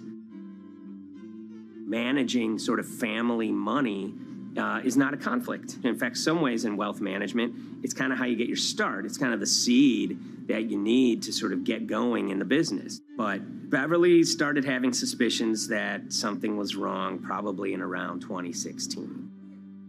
Well, there were suspicious things, but taken separately without everyone talking about their own experiences, it was hard to really put it together. She had written a check to her caretaker, Dawn, that bounced. So she went down to her local Chase branch to sort of find out what was going on. She wasn't getting paper statements in the mail, so she asked them to print out a number of her statements having to do with her checking account and her credit card account. So we went to the bank and asked for the statements. And she got a whole year and going through all of them, page by page by page. And it was there she saw all sorts of charges that she said she didn't authorize or didn't know about. I was becoming very, very suspicious. I was starting to look in the money part, and that's what bothered me more when I saw that money was going. And I was not a big spender. Around the same time, Dawn, she starts noticing Beverly's son, who lived in the condominium below her, came up with Evan with a shredder and started grabbing papers in her office area, including some with J.P. Morgan letterhead, and just started sitting at the kitchen table, just shredding documents over and over. Yeah, they came in one morning. They used to do it in the back. Through the back door, and they brought the shredder inside. And then they went in the drawers in the office and took out all the papers, and they started doing it. I was very suspicious because I know you don't go around and destroying papers. Beverly said that they had done this many times before. That's when she said to me, Dawn, I'm going to write my feelings in this black book. Diary. And it's a diary, and she started writing. Each day she would write a little at a time. Around the holidays of 2018, a package had arrived, a FedEx package, and in it were materials about a venture capital fund based out of the Cayman Islands. Dawn and some other family members take a look at this, and they see that Beverly is signed up for this fund to the tune of $5 million over the course of several years. And that was really the beginning of it. That was sort of the tip of the iceberg when it became obvious that something was going on, that my grandmother really wasn't aware of this fund. Beverly started to panic. She got really upset and called, JP Morgan's headquarters in New York and asked for Jamie Dimon. She said she was told someone would call her back, but she says that never happened. She wrote a letter to Evan and Avi, and in there she laid out a number of things that were concerning her: unauthorized trading, the checking account. She had about $1 million worth of jewelry in a safe deposit box, and that her son Bobby had the key to that box, and that jewelry had gone missing. All this was kind of packaged in this, 5-page handwritten amendment to a will and trust. There's such an evolving narrative about why the jewelry was taken. The only truth we really know is that the jewelry is gone. But why it happened, there have been a lot of different stories. You just don't take your mother's wonderful things and hand it out. And they emailed that note to JP Morgan to seize all activity on her account. And it ended up setting off a firestorm after that. As soon as they got this email that there was a cease and desist and that she wanted to send her money and change brokerage firms, they were actually vacationing one floor below downstairs. They're there right now. The next day, Beverly's in her place, the granddaughter's still in her place visiting. Dawn is there, and up comes Bobby kind of barging through the door. And he's screaming about what was sent to the JP Morgan. They're now investigating now. And he's furious, takes his mother and sort of puts her into a chair, gets pen and paper, and she says physically forced her to write a retraction letter. They were pushing me around. It was a scary time. I was really afraid too. I had to take her to the doctor, and she did an x-ray because she was in so much pain. The locks had to be changed. The phone number had to be changed. I really thought we were going to have to hire guards to be outside just for protection. Oh, it was terrible. Horrible scene. Beverly brought her case before the Financial Industry Regulatory Authorities, usually known as FINRA. It took several months of hearings. She sees all sorts of transactions that's going on, hundreds of them that she claims that she never knew about, never authorized, but yet were logged in JP Morgan's files as having been direct requests from her. That included the sale of a large amount of Apple stock worth several $1 million, as well as all her stock in Big Lots. Over the course of their time with JP Morgan, Evan and Avi were making all sorts of trading on her account that was generating millions of dollars in commissions for themselves and the bank, yet she was not sort of getting any of the type of gains that you would expect sort of an $80 million account in a bullish market to be able to get. They issued a ruling entirely in her favor, finding that her grandsons, as well as JP Morgan, they were liable for violating their fiduciary duty, misrepresenting themselves. And they also found that the bank and her grandson, Evan, were liable for elder abuse. Evan and Avi, they were fired from JP Morgan. They issued an award of about $19 million. I reached out for comment, and JP Morgan emphasized that Evan and Avi were no longer with the firm and that their actions do not represent the sort of values of the bank. I reached out to Evan and Avi, heard back from their lawyer saying that, they disagree with the law and the facts that FINRA kind of used to decide the case against them and are seeing if they can have it withdrawn. Her son, Bobby, wrote her a letter, said his sons weren't criminals, and he also admits to taking her jewelry. And he says he needed it to pay off some bad business debts he had. They never once came up to say, I'm sorry.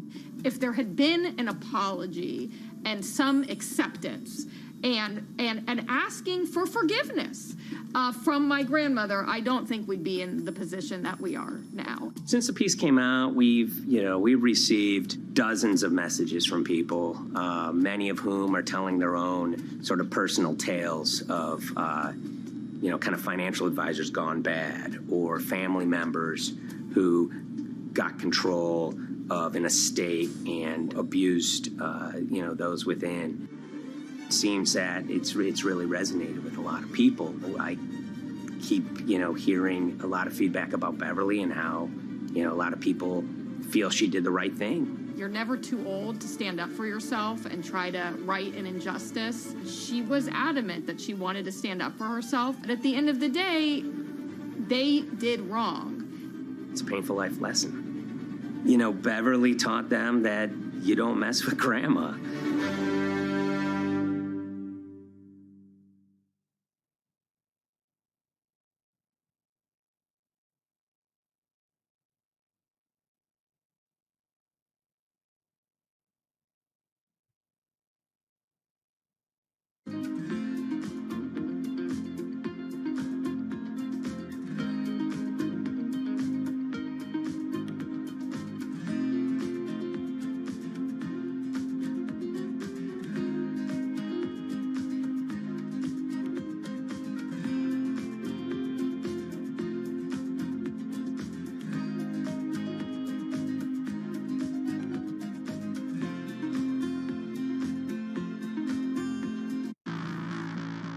On April 20th, oil markets did something they never had before, and they crashed, went into negative territory, and closed the day at minus $40. Meanwhile, in a place called Thaden Boyce in Essex, a group of 9 traders, led by a guy called Cuddles, made $660 million over the course of a couple of hours. The price of oil has collapsed to a record low. We've never really seen anything like it. WTI this morning down more than 35%. People maybe wouldn't have been so surprised if the oil price had fallen to zero, but the oil price went to minus 38. It went far lower than anyone had expected. And so lots of people in the market were saying, well, hang on, something else is going on here.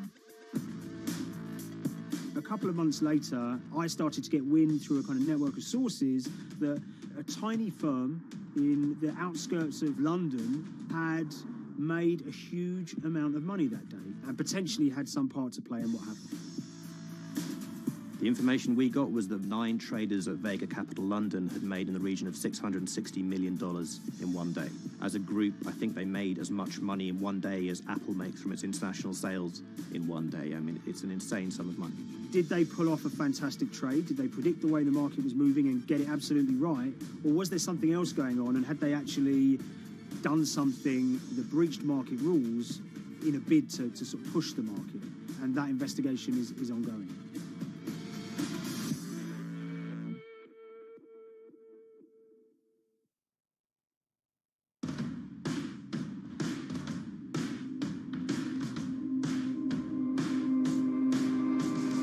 So Paul Commins is a trader who cut his teeth in the pits in the 80s and 90s when everyone had a nickname. His was Cuddles. If you can imagine, that was a very sort of cutthroat type of world where people are doing, you know, hundreds of thousands and millions of dollar trades by shouting at each other, giving hand signals, and then sort of scrawling on scraps of paper. The culture of the trading pits in London was very influenced by the working class guys who became traders there. They weren't like the city bankers that had gone before them. They weren't usually Oxford or Cambridge. You know, they didn't wear Savile Row suits. They were ordinary working guys who happened to have a talent for trading. And a lot of them came from Essex. I think it was 400 traders in the pits, and Cuddles in his, you know, oil and gas pit was described to us as amongst the top 3.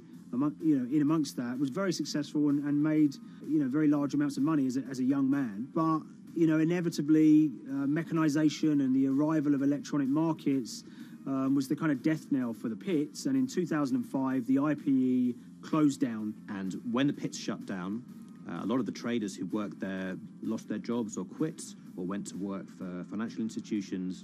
But Paul Commins decided to start his own trading collective out in Essex. Some of them are ex-pit guys, cut from the same cloth as him. Lots of them are actually sort of in their 20s, and they're his, you know, drinking buddy's son, or they're his own kids' friends from football. You know, they're young lads, hungry and ambitious, and he brings them into the fold. And fairly shortly, he's got, you know, maybe a dozen or so traders that they're independent, let's be clear, but they're all part of this collective.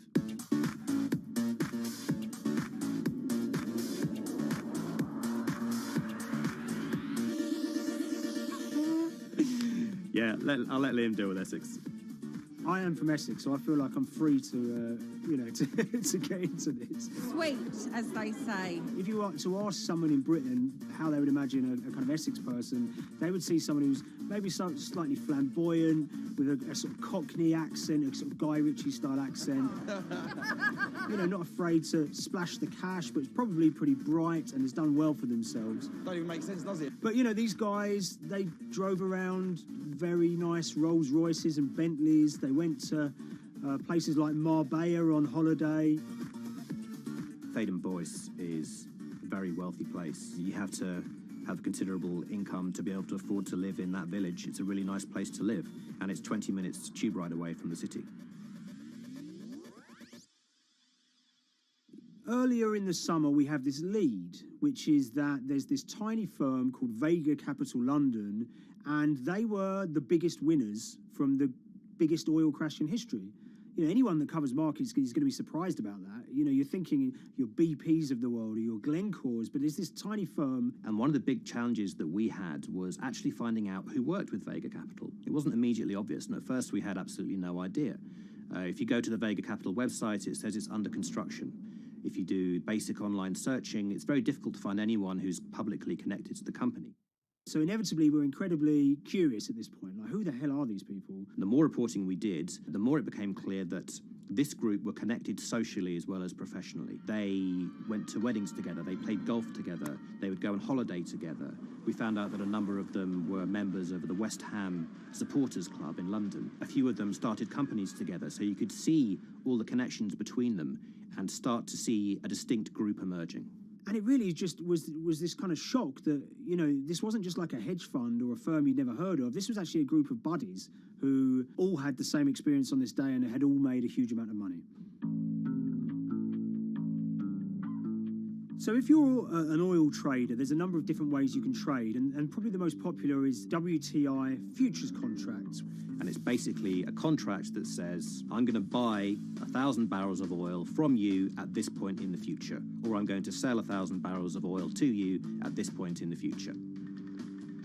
It's actually just a financial contract to gamble on to predict whether oil is going to go up or down. On the 20th of April in Essex, there had been signals for a while that this was going to be an exceptional day in oil markets. And we know that some of them arose early and started their trading in the early hours of the morning while it was still dark outside. Essentially what they were doing is buying contracts that gave them an obligation to buy oil at whatever the price ended up at 2:30 p.m. So they're basically placing a bet that oil was going to fall throughout the day. But they're simultaneously selling lots of oil as well. And whether they make a profit and how much profit they make is the difference between what they buy the oil for and what they sell the oil for. Now, of course, we now know throughout April 20th, the price dropped and dropped. So this is going very well for them. They are committed to selling oil at these prices, and the prices are continuing to fall, which means they're going to be able to offset it and buy oil at cheaper at the end of the day. Now, once it gets to kind of 1:30, 2 p.m., that's when things start to get really interesting. Suddenly there's a kind of influx of buyers and sellers, as desperation increases in the market and trading volumes go up. Now at 2:08 p.m. exactly, something bizarre and unprecedented happened, which is that oil passes into negative territory. And it fell to a record level of minus $38. We've never seen anything like it, period, in terms of the contraction of the global economy. That huge gulf between what they were buying the oil for and what they were selling it for enabled them to make more money than they ever thought possible. So their profit was the difference between minus 37 and all of these positive numbers on every contract they sold. The price of crude briefly hit minus $37 a barrel. For one group of traders operating from a small office, it was a very, very profitable day. It's important to remember this had never happened before in the history of oil trading. No one could have predicted it.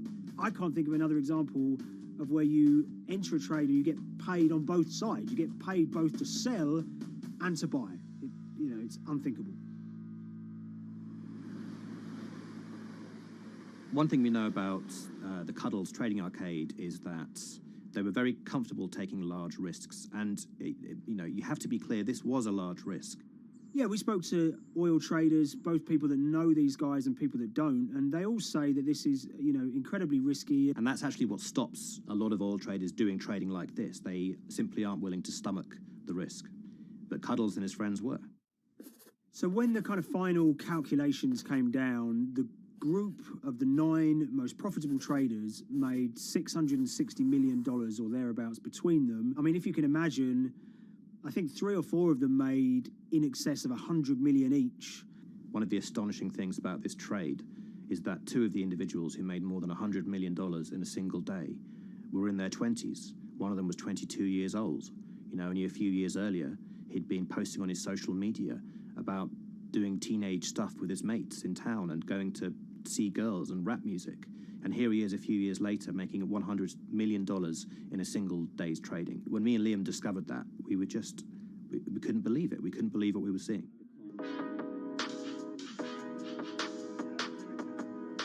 Oil trading is a zero-sum game. Anytime you're making money as an oil trader, someone else is losing it. Amongst the biggest losers were the investors in this Chinese fund, Crude Oil Treasure Fund. There were thousands of them, and they lost everything. Lots of people had put their savings into oil funds. They lost money that day. Big banks and brokers who sort of stand in the middle of trading parties, they lost money that day. And another interesting thing is that oil-producing countries like Kuwait or Canada, they sell oil as an average of the WTI closing price over the preceding month. So the fact that one of those numbers in that average was minus 37 meant, if you can imagine, countries like Saudi Arabia and Kuwait potentially lost a couple of dollars on every single barrel of oil they sold that month. Vega Capital's traders made such an extraordinary sum of money that it was inevitable there would be some scrutiny of what they did. But it wasn't just the sums of money they made. In the vital half an hour before the settlement price was set, they were by far the biggest sellers of oil futures in the market, which is an incredible thing to think about when you consider that the other participants in that oil market are going to be the world's biggest banks, oil majors, BP and Shell, and here you have a group of 9 guys in Essex who are having this significant influence over a global market for oil. I mean, I think you have to assume that if these guys have made $7 million or $10 million, they probably would be celebrating in Essex right now. But the fact that they made closer to 700 million has meant that they are facing understandable scrutiny. We wrote individually to all the Vega traders who did exceptionally well that day, and we got a letter in response from a law firm representing the group. And the law firm was at pains to point out, number one, that they haven't been accused of any wrongdoing, that they all traded independently and separately, and they'd basically all made up their own minds that this was what was going to happen in oil markets based on publicly available knowledge, and decided to execute this trade. What I love about these stories is there's a real variance of opinion, and some people will look at what happened and think that must be dodgy. They all traded at the end of the day. They all made a huge amount of money while all these people lost. That's shocking. But lots of people say these guys are at acute disadvantage. They're in a market that's inhabited by, huge technology-driven funds and firms and oil giants that have got all the advantages in the world, and when you get a bunch of Essex geezers who essentially beat the market and find a way to make a huge amount of money, they should get a pat on the back, really, because that's the dream. Since this happened, a lot of the guys have stopped trading the monthly settlements that they've done so well at in the past. Several of them have set up new companies. They've essentially gone very quiet. Any kind of social media presence they had has kind of closed down. By all accounts, they're, waiting this out. It's certainly too early to try and predict how the regulatory investigations are going to pan out. We just don't know. There's a number of potential outcomes for these guys.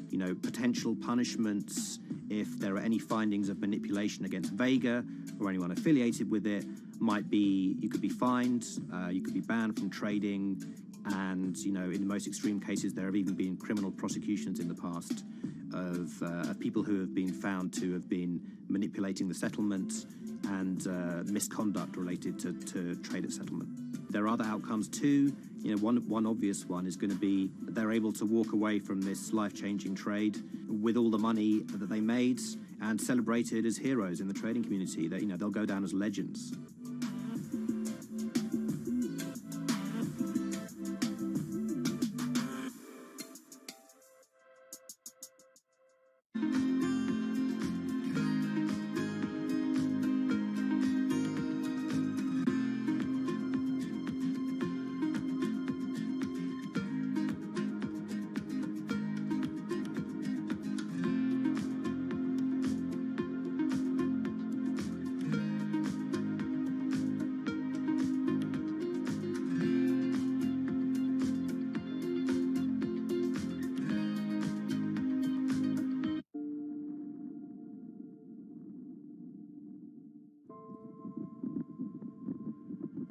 It's very important, given the nature of the climate crisis right now, for the general public to have an understanding of what progress is or is not actually happening. And I think many readers right now, they'll see these hundreds and hundreds of companies making these big, bold climate claims.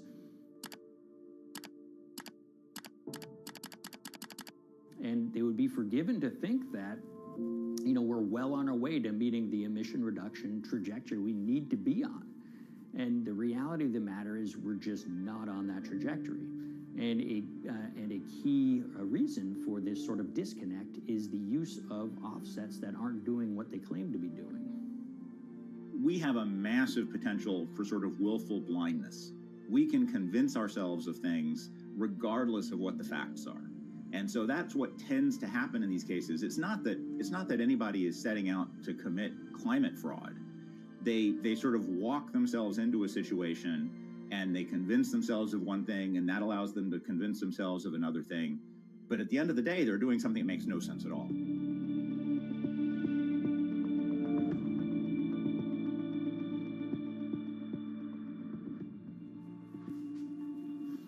My name is Ben Elgin.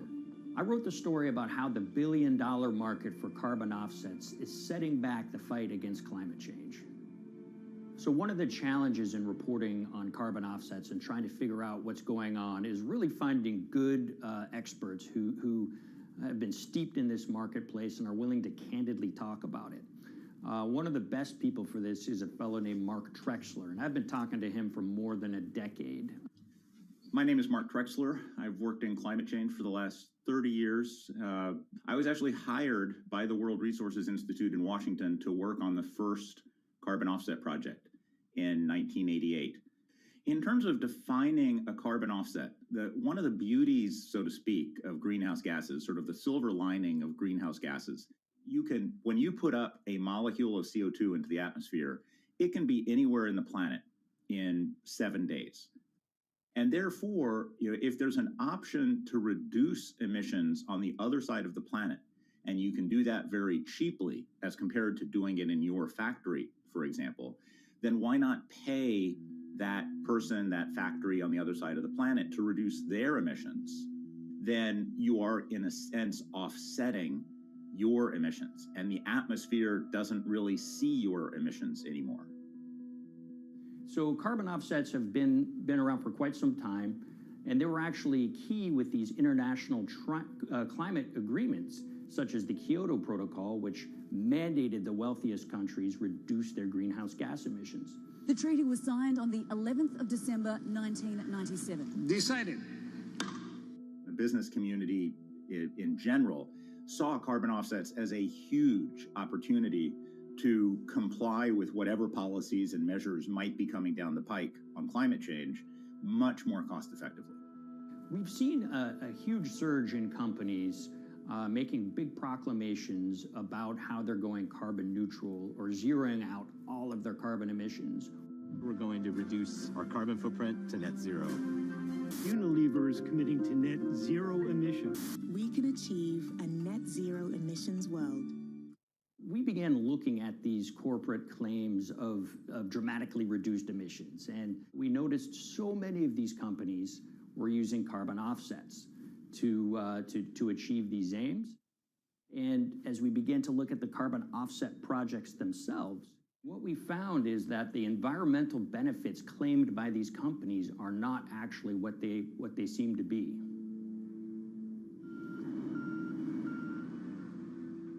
And as we sort of saw and spotted a number of these very aggressive carbon offset projects, which appeared to be generating inflated credits or bogus credits, we saw a number of them were associated with the Nature Conservancy.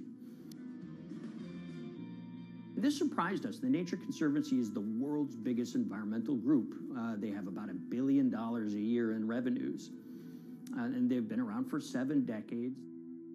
They've preserved about 125 million acres of land, and they've done so many good works over the years, and they've been very strong in terms of working with corporate partners. The Nature Conservancy has taken a different approach, a very pragmatic and pro-business approach. They will not go out and criticize a big polluter, but they're very happy to work with them. Some might say that, well, that's selling out, but others would say, and those at the Nature Conservancy would say, these companies have deep pockets. They can help fund important preservation work, and we have absolutely no problem working with them on this stuff. So companies are very warm, and they've partnered with the Nature Conservancy for many years. And yeah, it definitely lends a sheen of credibility Connection to these lost. projects. Here's 20 new reasons to visit Disney World this year.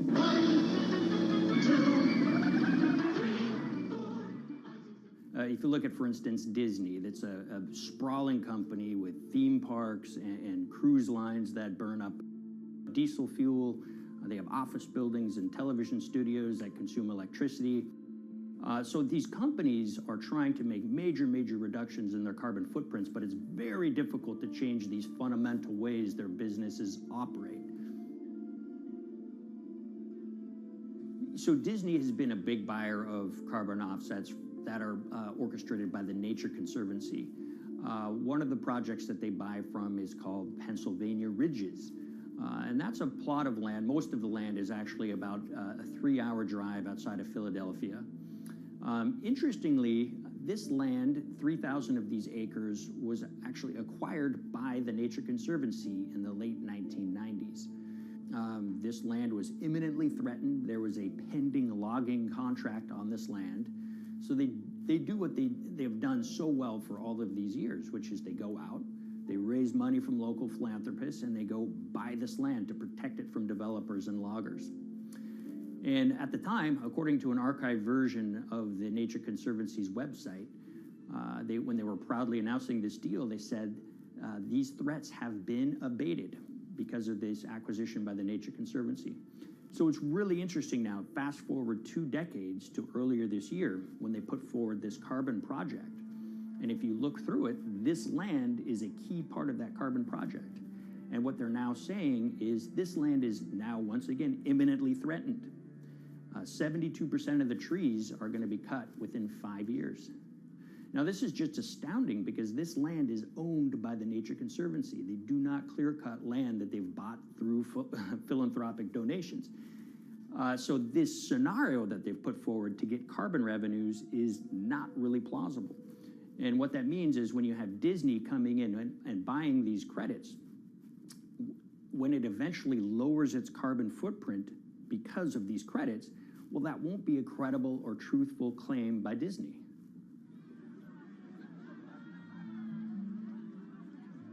So this is an organization that truly understands the threat of the issue of climate change and is wanting to do its part to address this. However, in this situation, it just appears their drive, which they've had for decades, to increase the amount of revenues that it can use for land preservation work. Nature Conservancy and many others see that the carbon credits as a pot of money that they can tap into to further their own benevolent aims. But unfortunately, what this has resulted in is claims of climate progress that just aren't really happening. So the Nature Conservancy defends vigorously these deals, and they and others will say, look, our projects are just following the rules that these registries set up. So some would also put some of the blame on the registries themselves because they're setting up the rules which allow these vapid projects to get up and sold. So we've reached out to all of the companies we mentioned in this story, including Disney. They didn't want to be interviewed for this story, but they all told us that, look, we have to rely on the experts out there, and those experts, they say, are these carbon registries that have been set up. Most of these Nature Conservancy deals are set up and sold on this exchange. It's called the American Carbon Registry. Now, it's the oldest of these registries that allow voluntary carbon credits to be sold. They've been around since 1996. What these offset registries do is they set up rules, and any carbon offset project has to follow those rules. But there's this tension that's always there. If the rules are too strict, then it's going to be very hard for carbon offset projects to get up and running. So there's this balance going on where the registries want rules that attract projects, but they don't want it to be so strict where it will disincentivize projects from getting listed. One of the challenges with designing carbon offset systems is that there are normally two people at the table. You have buyers and you have sellers. And to some extent, you have policymakers, but you know, the buyers and the sellers are really the ones with the expertise, with the incentive to really participate hard, make a lot of things happen. And the challenge there is that both of them sort of want the same thing, or they're both happy with the same thing. They're happy with low-cost offsets and a lot of them, because that works for their business model. You end up, though, with nobody really representing the atmosphere, so to speak. Nobody's really representing the climate in those discussions. And so the policies end up biasing the whole system, and you end up in sort of a race to the bottom, and that's what we've seen happen. You know, when it comes specifically to the topic of carbon offsets, you know, I am a fan of carbon offsets in the sense that they can help mitigate climate change. They absolutely can. But, you know, if we're not going to do it correctly in a way that actually does help mitigate climate change, then it's nothing but a distraction. And, you know, after 30 years, you have to start wondering, is it really just a distraction? And that's really unfortunate, but that's where we are. Ultimately, what needs to happen is systemic change. You know, we're sort of nibbling around the edges with some of these different things. We need to change how we produce energy. We need to change how we transport ourselves. We need to change what and how we eat. You know, we need systemic change associated with transitioning to a low carbon economy. A lot of what we're doing today is not promoting systemic change. It's sort of trying to stick your thumb in the dike to preserve the current system. And at the end of the day, that can't really work.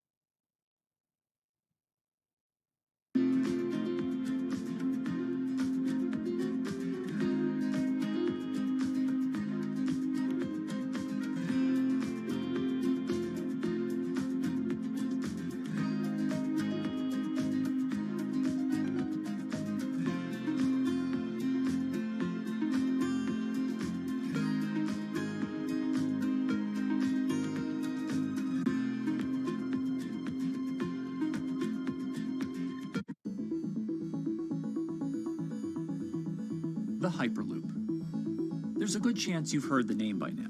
This is the Hyperloop system. It can take people hundreds of miles in minutes. The Hyperloop, a series of tubes that would transport people in pods at ultra-high speeds over long distances. This is a remarkable new form of transportation that can whisk people from city to city in a flash. 29 minutes from New York to D.C., 30 minutes from L.A. to San Francisco. For years, we've been seeing these futuristic, utopian renderings of some cross between a spaceship and a monorail. But lately, the Hyperloop is becoming much more real. Yes. It was surreal to be even sitting inside a Hyperloop, and just even more incredible to actually be like riding down a track in something that was nothing more than a crazy idea 6 years before. Companies all around the world have been developing and testing the technology needed to propel passengers at speeds of over 1,000 kilometers per hour. But for many, speed is only the first step to unlocking the full transformational effects of a new mode of transportation. Fast is what we just sort of take for granted in the Hyperloop world. It's the network effects that really deliver the benefit. And that opens up a completely different scale of economic opportunity.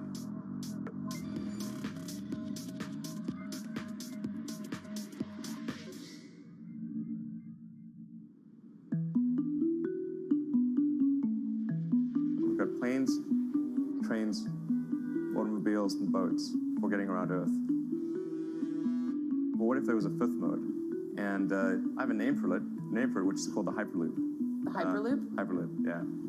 In 2013, while riding high on the growing success of Tesla and SpaceX, entrepreneur Elon Musk released a white paper outlining the basic framework of the technology he called Hyperloop. The basic idea goes a little something like this. A tube reduces the air pressure to a near vacuum-like environment. A Hyperloop pod is then suspended in the tube, usually by magnetic levitation. The whole pod can then be propelled forward. Because there's no traditional friction sources like air resistance or rolling friction that would push back against the pod, the Hyperloop is able to move at incredibly high speeds and do so fairly efficiently. Despite its futuristic name, however, the general concept behind Hyperloop is actually pretty old. In fact, New York City's first attempt at an underground public transit system in the 1870s was based on a similar principle. The pneumatic transit system was short-lived, however, only stretching one block and topping out at a rather leisurely 10 miles per hour. While Elon would make some 21st century improvements to this concept and bestow a very 21st century name, he wouldn't end up pursuing the technology itself, instead electing to focus his efforts on something a little bit deeper, literally digging the requisite tunnels via his boring company. It would take another billionaire industrialist who dabbles in spaceflight. No, wait, not that one. Yeah, that's the one. After Richard Branson would make a large investment in the company Hyperloop One, it would be renamed to Virgin Hyperloop. What we've always been trying to do as a company is show that this technology could work, that it could be made safe, and that ultimately it's something that's happening in the next couple of years, not the next 20 years. Josh Geigel is the co-founder and CEO of Virgin Hyperloop. In a familiar tech startup story, he's seen the project go from a garage to a large-scale testing facility outside of Las Vegas. So we started building the first kind of Hyperloop system in 2016. We've done a lot of work, about 500 tests that we've done on that over the last 5 years. And what we realized that we need to do is take that technology, show that it can be commercial, so drive the cost down, improve the efficiency, improve the performance. But the key thing is actually making it approachable and safe for individuals. In order to do that, Josh, along with Virgin's head of passenger experience, Sarah Lucian, bravely volunteered to take the inaugural ride. What her and I were realizing is we're the first two people sitting in a Hyperloop. The only type of people that have gone through this environment are in spacesuits, and there we are in just normal clothes because of the system, the safety of what we've designed. 3, 2, 1, launch. And then once we started going, you felt a bit of acceleration. We accelerated a little bit harder than we would in commercial. It'd be like a sports car. Yes. We got to about 108 miles an hour on that test. And it's a short run. It's about 500 yards or so, and came to a stop. The test, lasting only about 20 seconds and covering only a quarter of a mile at just over 100 miles per hour, is a long way away from a true functioning Hyperloop. But as for optics, it's a crucial step for the future of funding. The number one question we got from investors or from project proponents or just people in general was is a Hyperloop safe? And what better way to show something is safe than by actually getting people on it. But convincing investors and governments that would likely be fronting some of the construction costs for an unproven technology is no easy task. First and foremost is the question of safety. Most people don't know how an airplane works, but yet they get on an airplane. They get on an airplane because, it's faster than driving, and most importantly, they've probably gotten off of one before, they've seen someone get off of one before. And so what we set out to do was actually show that Hyperloop could be safe with two normal people, not astronauts, not adrenaline junkies or test pilots or anything like that. Two normal people getting on a Hyperloop, and then most importantly, those two people getting off. But beyond safety concerns, constructing Hyperloops will undoubtedly require a significant capital investment to the estimated tune of around $60 million per kilometer of track. So a track from San Francisco to Los Angeles, for example, is likely to come with a price tag over $10 billion. And before large governments are willing to come in and front those costs, investors who are funding Hyperloop development must accept it as a long-term mixture of technology and infrastructure investing. Investors that are used to short returns because you're developing apps or something to that effect, those aren't the investors that really get excited about Hyperloop. What you start to see is the people that are looking at platform technologies, right? So this idea that because the smartphone existed, Uber could exist, right? So who are like the Vanderbilts of this century? And that's the part where you're going to get a lot more no's than yeses. But those people that have the ability, the fortitude to stick it out, to see the game-changing platform here, those are the people that we're looking for. And since we've done that passenger test, there has been a lot of interest that's really, this is a lot sooner than I thought.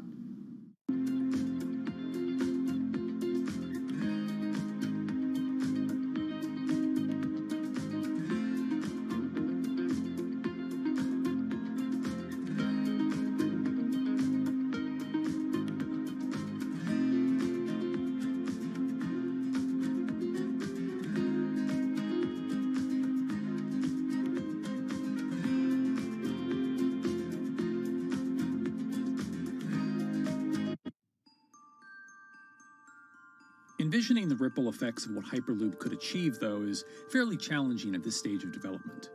It's fast, yes, but for point-to-point travel, traditional maglev trains can move pretty fast as well. And outside of China, South Korea, and Japan, even those haven't seen much adoption elsewhere due to the high costs and questionable profitability. The Shanghai line in China, for example, loses around $100 million every year. Hyperloop companies, however, believe they can offer something different than traditional railway lines. My name's Alan James, and as far as I know, I'm the only guy on the planet who's written a government-level business case for 300 kmh conventional high-speed rail, 500 kmh maglev, and 1,000 kmh Hyperloop. It's fundamentally about moving people from where they are to where they want to go, when they want to make those journeys, and doing it in much smaller numbers. So pod designs for Hyperloop range from 12 to 28 seats, typically. Why are they small? It's because small enables the network to operate flexibly. And a great example of that is the east-west strategic route across the north of England, from Liverpool to Manchester to Leeds. So to get from Liverpool via Manchester to Leeds by train is just short of 2 hours today.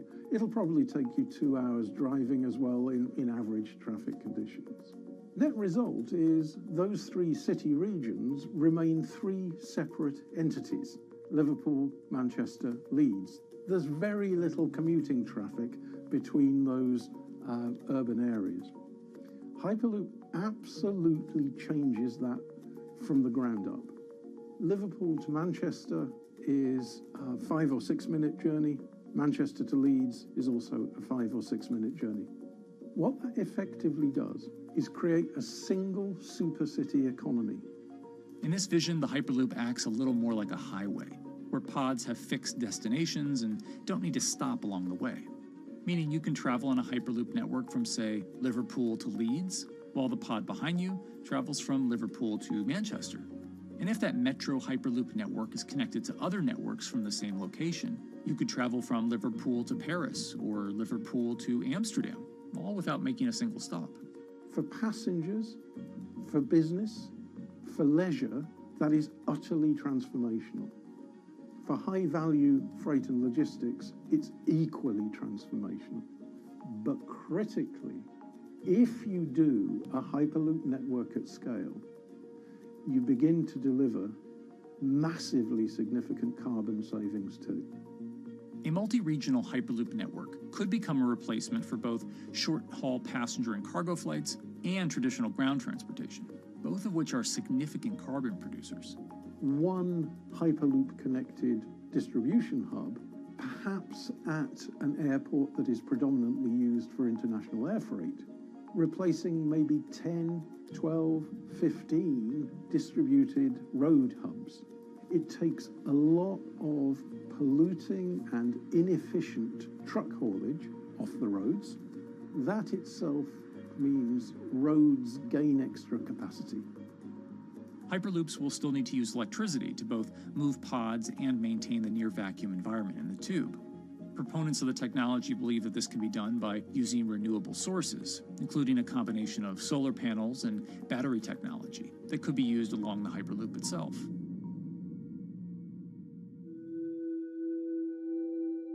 But even with all multipliers of time and carbon emission savings that a Hyperloop network may provide, the investment capital required to actually build such a network becomes even more economically and politically daunting.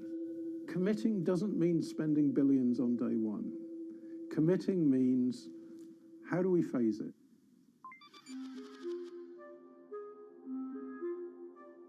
One company in the Netherlands is working to develop that technology, and perhaps more importantly, the international coalition needed to make the Hyperloop network a reality.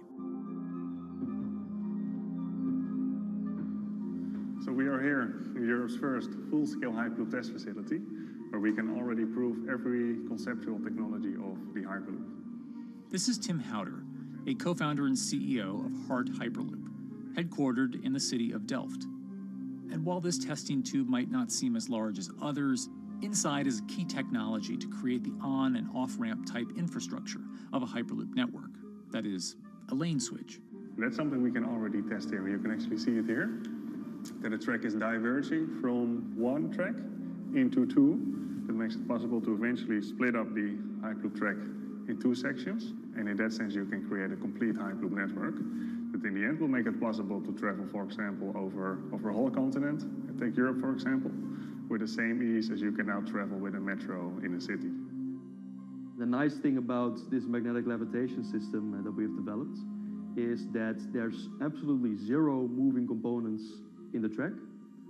So, for example, if you have to do a lane switch, all you do is that the tube basically splits up, and statically the tracks also split up. And whenever the vehicle enters a switch, it either pulls itself to the right with its magnets, or it pulls itself to the left with its magnets.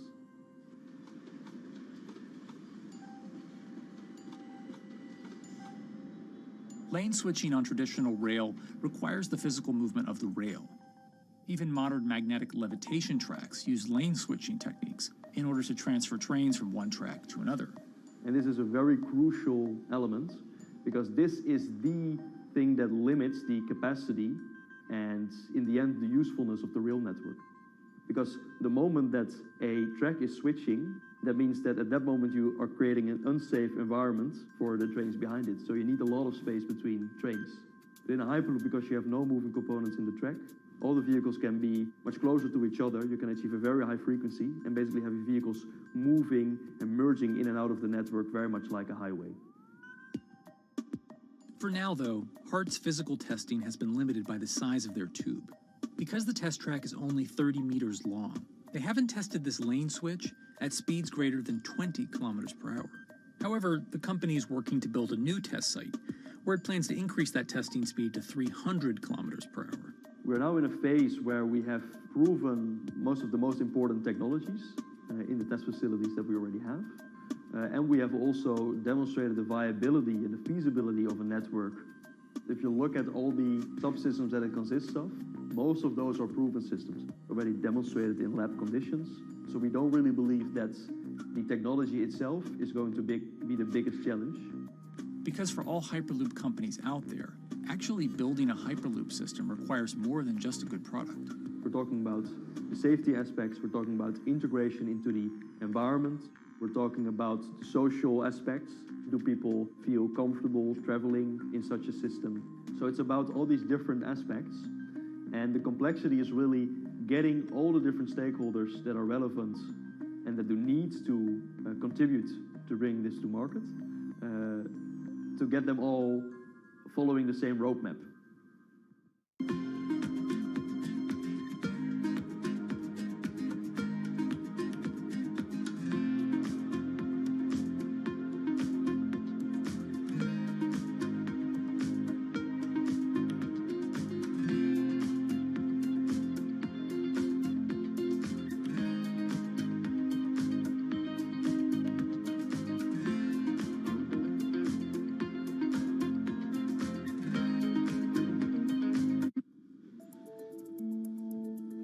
In order to help build this coalition of private and public interest in Hyperloop development, HART in 2018 partnered with other Hyperloop companies from Europe and Canada.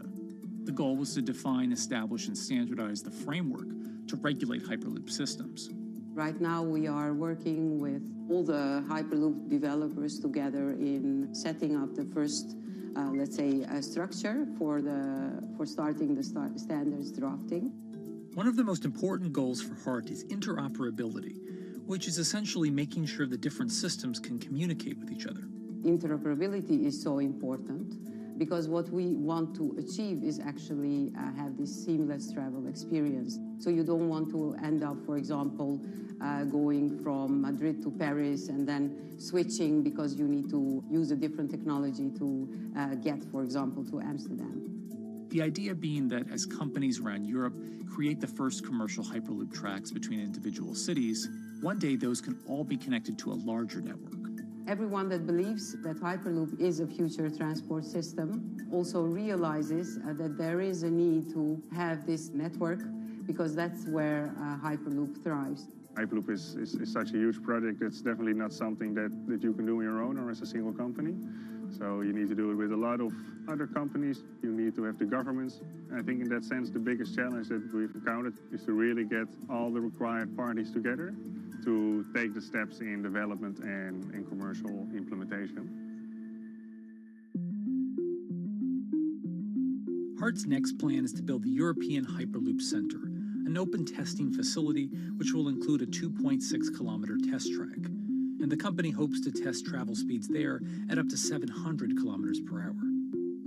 Virgin Hyperloop is also racing to construct the first commercial Hyperloop route, with projects in various states of development in India, Saudi Arabia, and the United States. Recently, the company announced plans to build a Hyperloop Hyperloop companies, I think, is a redeeming aspect in the business. People really want to see something happen, so having multiple people move forward is good for that. I was struck when Josh and Sarah rode the pod. 2 or 3 of the major outlets used the phrase, "We now have a new mode of transport." And although all of that technology had existed before those 2 human beings rode it, it was the moment at which those 2 human beings traveled that short distance down the tube that in popular imagination, Hyperloop became a mode of transport. The metaphor I use with my team is that, the Wright brothers were first, but none of us fly on Wright Brothers Airlines anymore. If you don't continue to innovate, you're not going to be around, and so we'll continue to be at the forefront of building Hyperloop. Back in 2013, Elon had an idea. I think the difference now in 2021 is some brilliant engineers have spent real time grinding out the details. And I thoroughly expect the next 3 to 5 years to be decisive.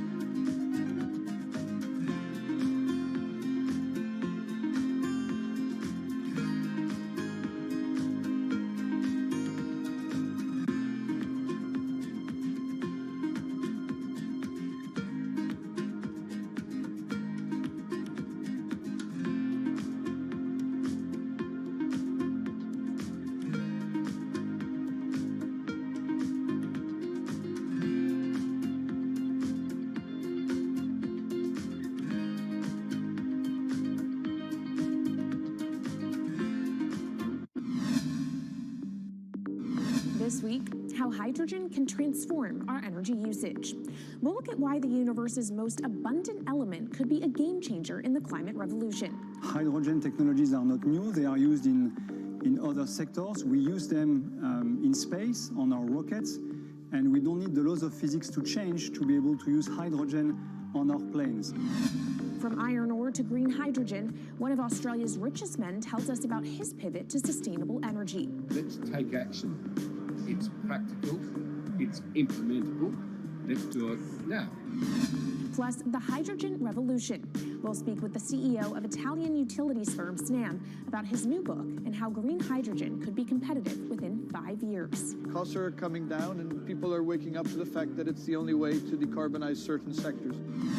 From Bloomberg's global headquarters in New York, I'm Kaylee Lines, and this is Bloomberg Green.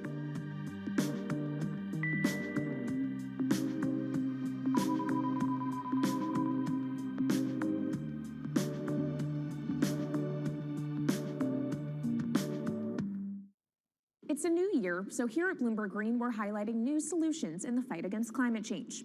And one of those is as old as the universe itself, hydrogen. It's the simplest element around, but could well be a game changer when it comes to turning around our dependence on fossil fuels. Today, hydrogen is used in the chemicals industry to produce petroleum products.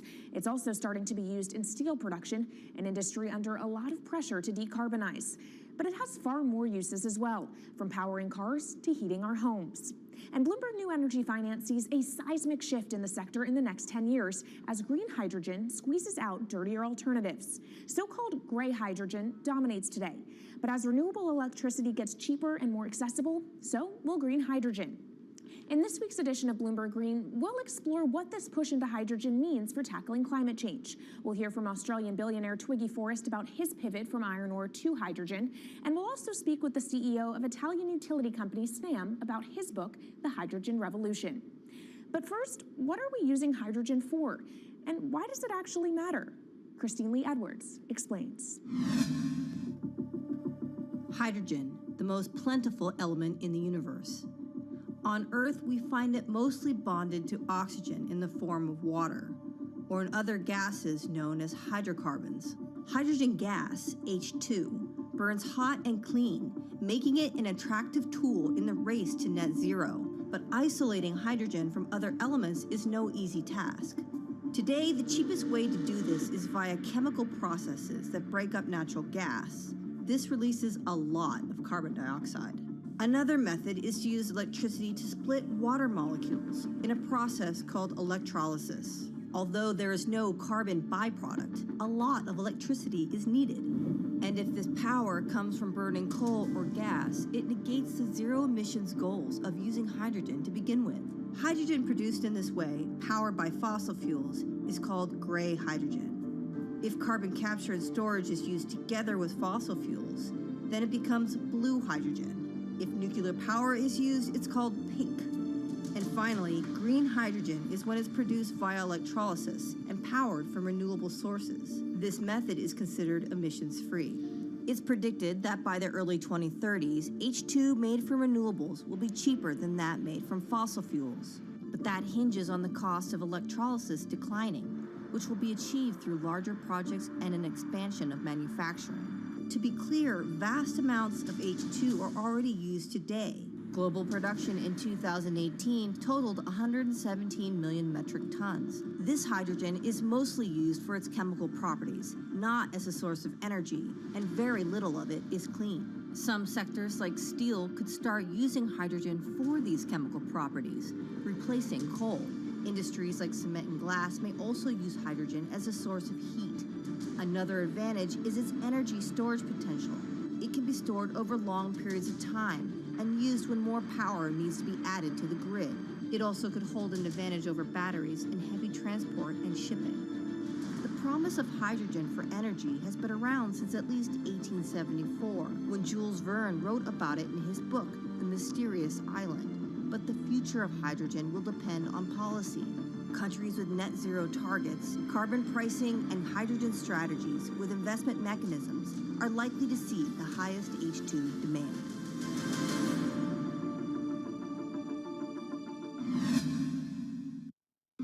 That That was Bloomberg's Christine Lee Edwards explaining what hydrogen means for the energy transition. But how are businesses approaching the sector?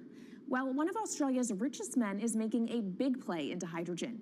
Andrew Forrest, better known as Twiggy, made his fortune from iron ore, being the chairman, former CEO, and major shareholder in Fortescue Metals, one of the world's biggest miners.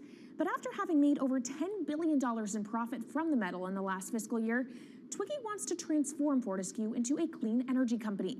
He's been scouring the planet in search of investment opportunities in hydrogen and renewables.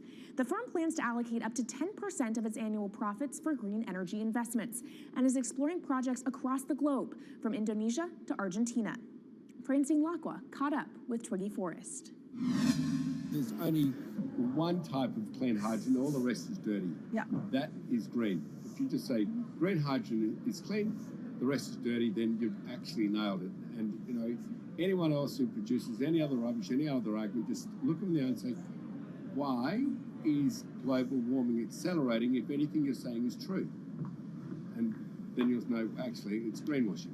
Yeah, but there's a lot of greenwashing because I keep on being told it's a transition. We can't just, make the transition at a click of a finger. So what are we doing wrong? What can we do better? I don't remember the personal computer having to transition the typewriter. I really don't remember that. I don't remember the smartphone having to transition the pocket calculator and the old landline. You know, its transition line is complete rubbish. The lie got put to it 2 days ago when JCB, a really loved British company, every right for the country to be proud of JCB, and Fortescue, holding a bit of a similar reputation, fantastic track record, everyone's done super well from Fortescue, huge balance sheet, super strong. When those two companies got together and agreed a $79 billion US agreement per annum, right, then that's a real wake-up call to say, hang on, green hydrogen is obviously commercial now. You know, every other form of fossil fuel hydrogen, you know, it can compete with it on price, it can probably lose on price, but what we know, it is cooking the planet. And only green hydrogen, zero methane, zero carbon in the supply chain. Don't worry about the molecules in the supply chain. But at the moment, we're not even phasing out coal, if you look at the G20 communique. So we have a long way to go to talk about only using green hydrogen. Yeah, so look, I have a call, which I'd like to make now, that the world should not fund any more coal-fired power stations, coal mining projects, ever. We should wind them down as quickly as possible because they are cooking the planet just like grey and blue hydrogen is cooking the planet. Yeah. You know, hydrogen, which is not made from renewable electricity, is releasing 10 to 16 times more carbon, let alone the methane, which is worse, than it is hydrogen. So we've just got to stop doing things which are self-harming under the guise of greenwashing. So why are leaders so slow? Even if you look at the appetite for ESG investments, they're growing exponentially, so are emissions. So where are we allocating capital? Okay, so take the recent G20. There's probably a reason why there wasn't strong action coming out of the G20 because people were not aware that major transactions between large companies were taking place now on green hydrogen, that actually this pollution-free all the way through the supply chain fuel was now being transacted at multi-billion-dollar scale. If they'd known that, I don't believe any sovereign leader or any energy minister or climate change minister could not take ultra seriously that green hydrogen is now here to stay. It's broken through.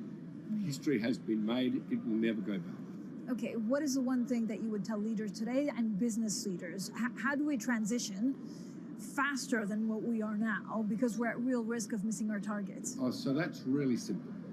You stop funding, you stop subsidizing, you stop using money into fossil fuels. It could be carbon sequestration, it could be fuel rebates, could be anything. Hundreds of billions of dollars getting ashed while we ash the planet on fossil fuel subsidies. Because we haven't had that renewable electricity, we haven't had that green hydrogen, we've kind of been pushed down. It's all sorts of excuses. Oh, it'll never be commercial, it'll never be supplied in the quantities we need it, you know, blah, blah, blah. Now we know, let's take action. It's practical, it's implementable, let's do it now. okay, if we do it now, is there going to be a shock to the energy system? Is there going to be a shock actually to economically? And is it worth, not talking about transition, just going from A to B? Yeah, it's a fantastic question. A to B is the solution. Let fossil fuels do what fossil fuels do. Just burn their coal, burn their oil, burn the gas. At least they're pumping up carbon and methane into the atmosphere, honestly. Well, not that honest because they don't measure methane, which is 90 times worse than carbon. But at least the carbon is being done honestly. Encourage the green hydrogen sector to come in really fast. Okay, it's there. There's renewable power all over the world. We now know how to make electrolyzers much cheaper, like 25% of the original cost.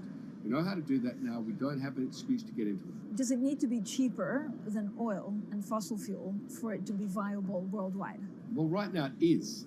Okay, so let's just swallow that bit of financial data. Right now it is cheaper, and it's getting more cheap. It's the only fuel you know Mr. Forst, which is declining in value. You don't have enough of it, right, to power the world? Yes. That's only because we haven't had policies to support it. If we had policies to support it 5-10 years ago, it would be everywhere. You'd see the global warming budget start to come down. Yeah. Now, we've got 5 or 10 years to make a huge difference. I need policy leaders all over the world to appreciate now, okay, big business is transacting with green hydrogen in multi-billion-dollar agreements. We now know it's here and it's here to stay. Let's spread it everywhere. Coming up on the program, the hydrogen revolution. We'll speak with the CEO of Italian utility firm Snam about his new book and why he thinks green hydrogen will be competitive in just 5 years. Plus, how are airlines working to become more sustainable? We'll look at how Airbus plans to step up in the climate fight. This is Bloomberg Green.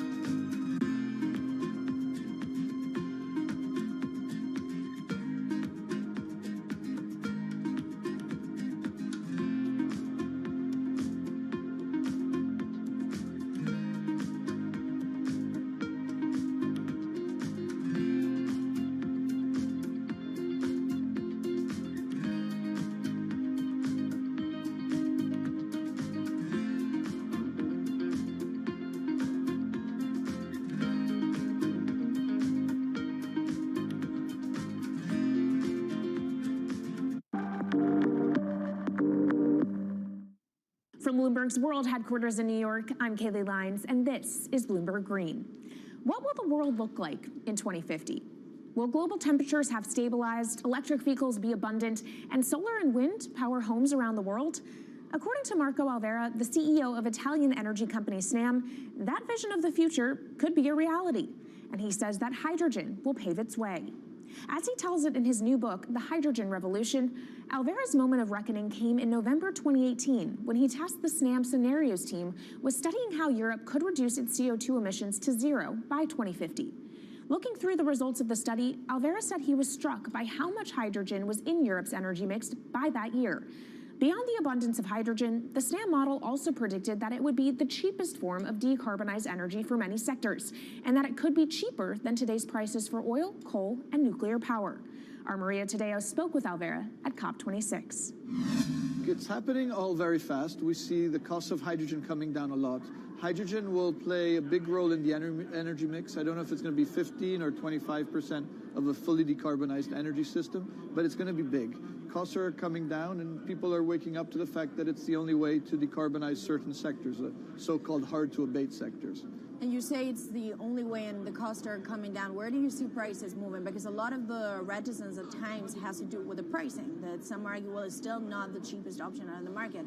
So when I was first working in hydrogen in 2004, it was costing $1,000 per megawatt hour. 2010, 600. Today, 100, and we see it going down to 50 in 5 years' time, and to going down to $25 per megawatt hour in the next 10 years or so, which is a quarter of where it is today. That's really because renewable energy, and we're talking green hydrogen here, renewable energy costs are falling, but the cost of making the electrolyzer, which is the kit that you use to convert solar or wind energy and water into hydrogen, the cost of this kit is falling a lot because it doesn't really exist on an industrial scale. So as we build up capacity, we industrialize it, we standardize it, and we squeeze costs out. That's really the cost trajectory. And for that, of course, you need demand, however, for governments and also institutions to kind of buy into this idea that it is the future and we want to invest and create infrastructure. What are they telling you? When you speak to governments, when you speak to officials, are they keen on this? They're very keen. So the Department of Energy shares our view in the States of getting to below $1 a kilo, which is $25 a megawatt hour.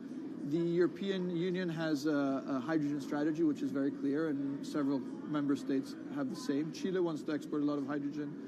China's big on hydrogen. Australia's very big on hydrogen. Japan is blending already hydrogen. So I would say the world is now really focused on this because it's the only way to store energy for a long period of time economically is to convert it into either a liquid or a gas.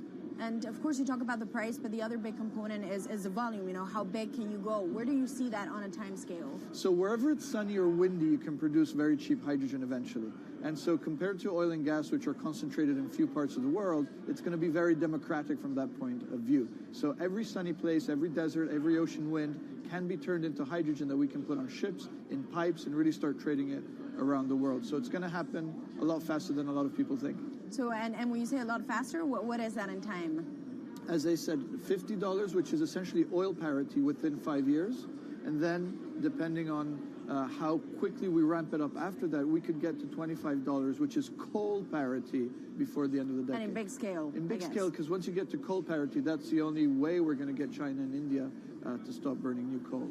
We have businesses in China and in India, and I see a lot of hydrogen development, a lot of renewable development in both countries. The India announcement was incredibly strong on 2030. Some people were upset about the 2017 net zero deadline, but when it comes to 30, he announced a big commitment to get to 50% renewables. Were you surprised by it? I was surprised that they would make it so explicit, and even the net zero is a big thing for them. And so I think it will happen faster than 2070 because of the falling cost of renewable and hydrogen. India's burning 80 gigawatt of oil, of diesel, to keep the lights on. So there's an immediate opportunity there, and we're very interested in working that country. And with regards to China, perhaps the fact that we haven't really seen them active, I guess the diplomats are working on this, but we haven't really seen the leadership.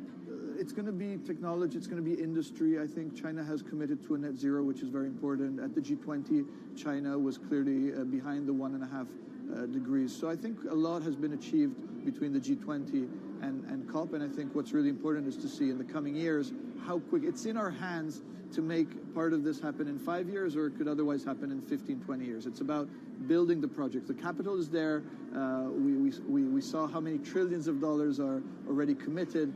What's missing is really the projects, and that's where companies like us step in. Marco Alvera, CEO of SNAM there, speaking with our Maria Tadeo. Let's turn now to the aviation industry. It's a big contributor to global greenhouse gas emissions, and it's under pressure to change that. In October, the International Air Transport Association, a trade body representing airlines, approved a target of achieving net zero emissions by 2050. To achieve that, many airlines in the US and Europe are looking to buy sustainable aviation fuel made from renewable sources like used vegetable oil.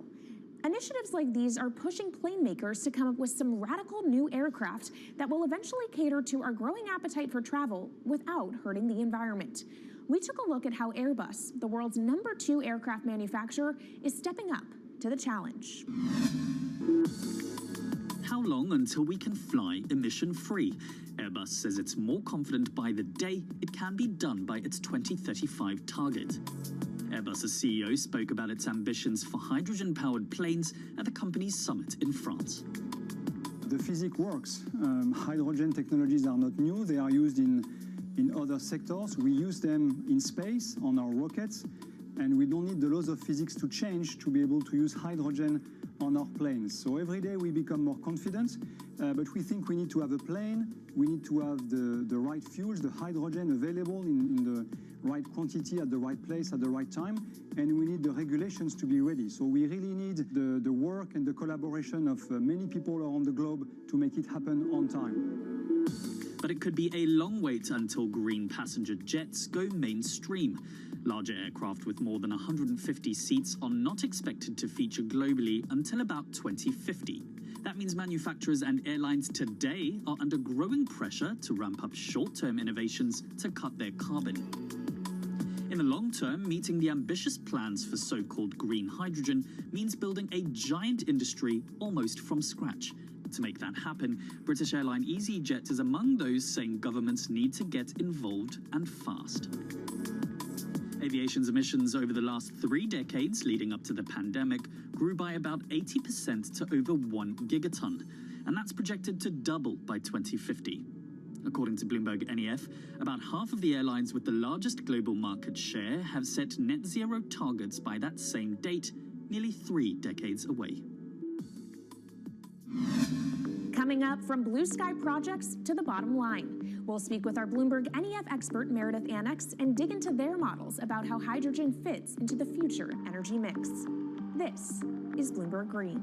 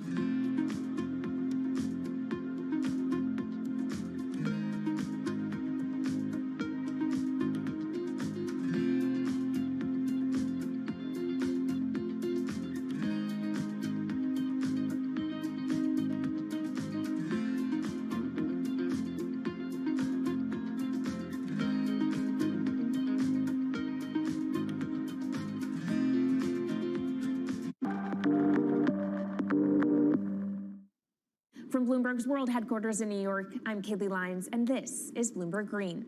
Now let's bring in Meredith Annex, our Bloomberg NEF hydrogen specialist, to talk more about how hydrogen could change the energy landscape. So Meredith, what place do you think hydrogen is likely to have in the future energy mix globally? Hydrogen's this incredible solution for us as we look to decarbonize because it's a perfect solution in areas that are hard to electrify. So where we like to think about hydrogen playing a role, it's in things like heavy industry, especially where you need a feedstock as well as energy source. and in things like dispatchable power, long-haul transport, maybe even shipping and aviation. That sounds great that it can be used for such diverse industries. At the end of the day, though, how much is this going to cost? Well, that's the amazing thing about hydrogen, because depending on how you make it, it can actually see significant cost declines in the future. So when we're talking about clean hydrogen, we usually mean green hydrogen produced from renewable electricity. And in that case, your hydrogen is almost as cheap as the renewables that are used to make it. So if you're in a place with really good renewable resources, you'll be able to have cheaper hydrogen. But even in places with less good resources, we think that hydrogen can be cheaper than $1 per kilogram, which is the price of unabated hydrogen today, and around $8 per million BTUs for those who prefer to think in energy units. And that can be achieved anywhere in the world by 2050, we believe. All right, so let's talk about kind of the pros and cons list. I don't know where cost fits into that, but what are the advantages to hydrogen over other renewables, and then what are the drawbacks? Yeah, main advantage is the fact that hydrogen can serve roles that electrons struggle with. And that's things like seasonal storage, for instance, or just anything where you need storability, where electrons are harder to store, hydrogen is going to be easier. That also leads to a downside, though, because hydrogen is less energy dense than the usual things that we use for storable energy today, like coal or oil or natural gas. So you will need more volume of storage to handle the same amount of energy. Let's talk about the viability as well and how it may differ in different geographies. What is your view on that?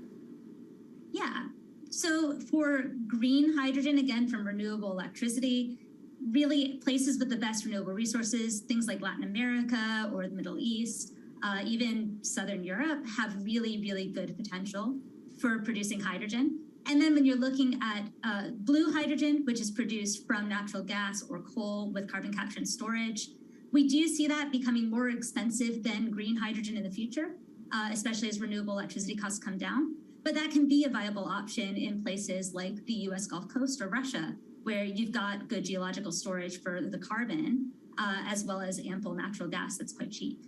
All right, great breakdown. Thank you so much to our Meredith Annex, our Bloomberg NEF hydrogen specialist. And of course, you can get more from the Bloomberg NEF team on the terminal and online. And they've recently done a podcast called Hydrogen 101 as part of its Switched On series.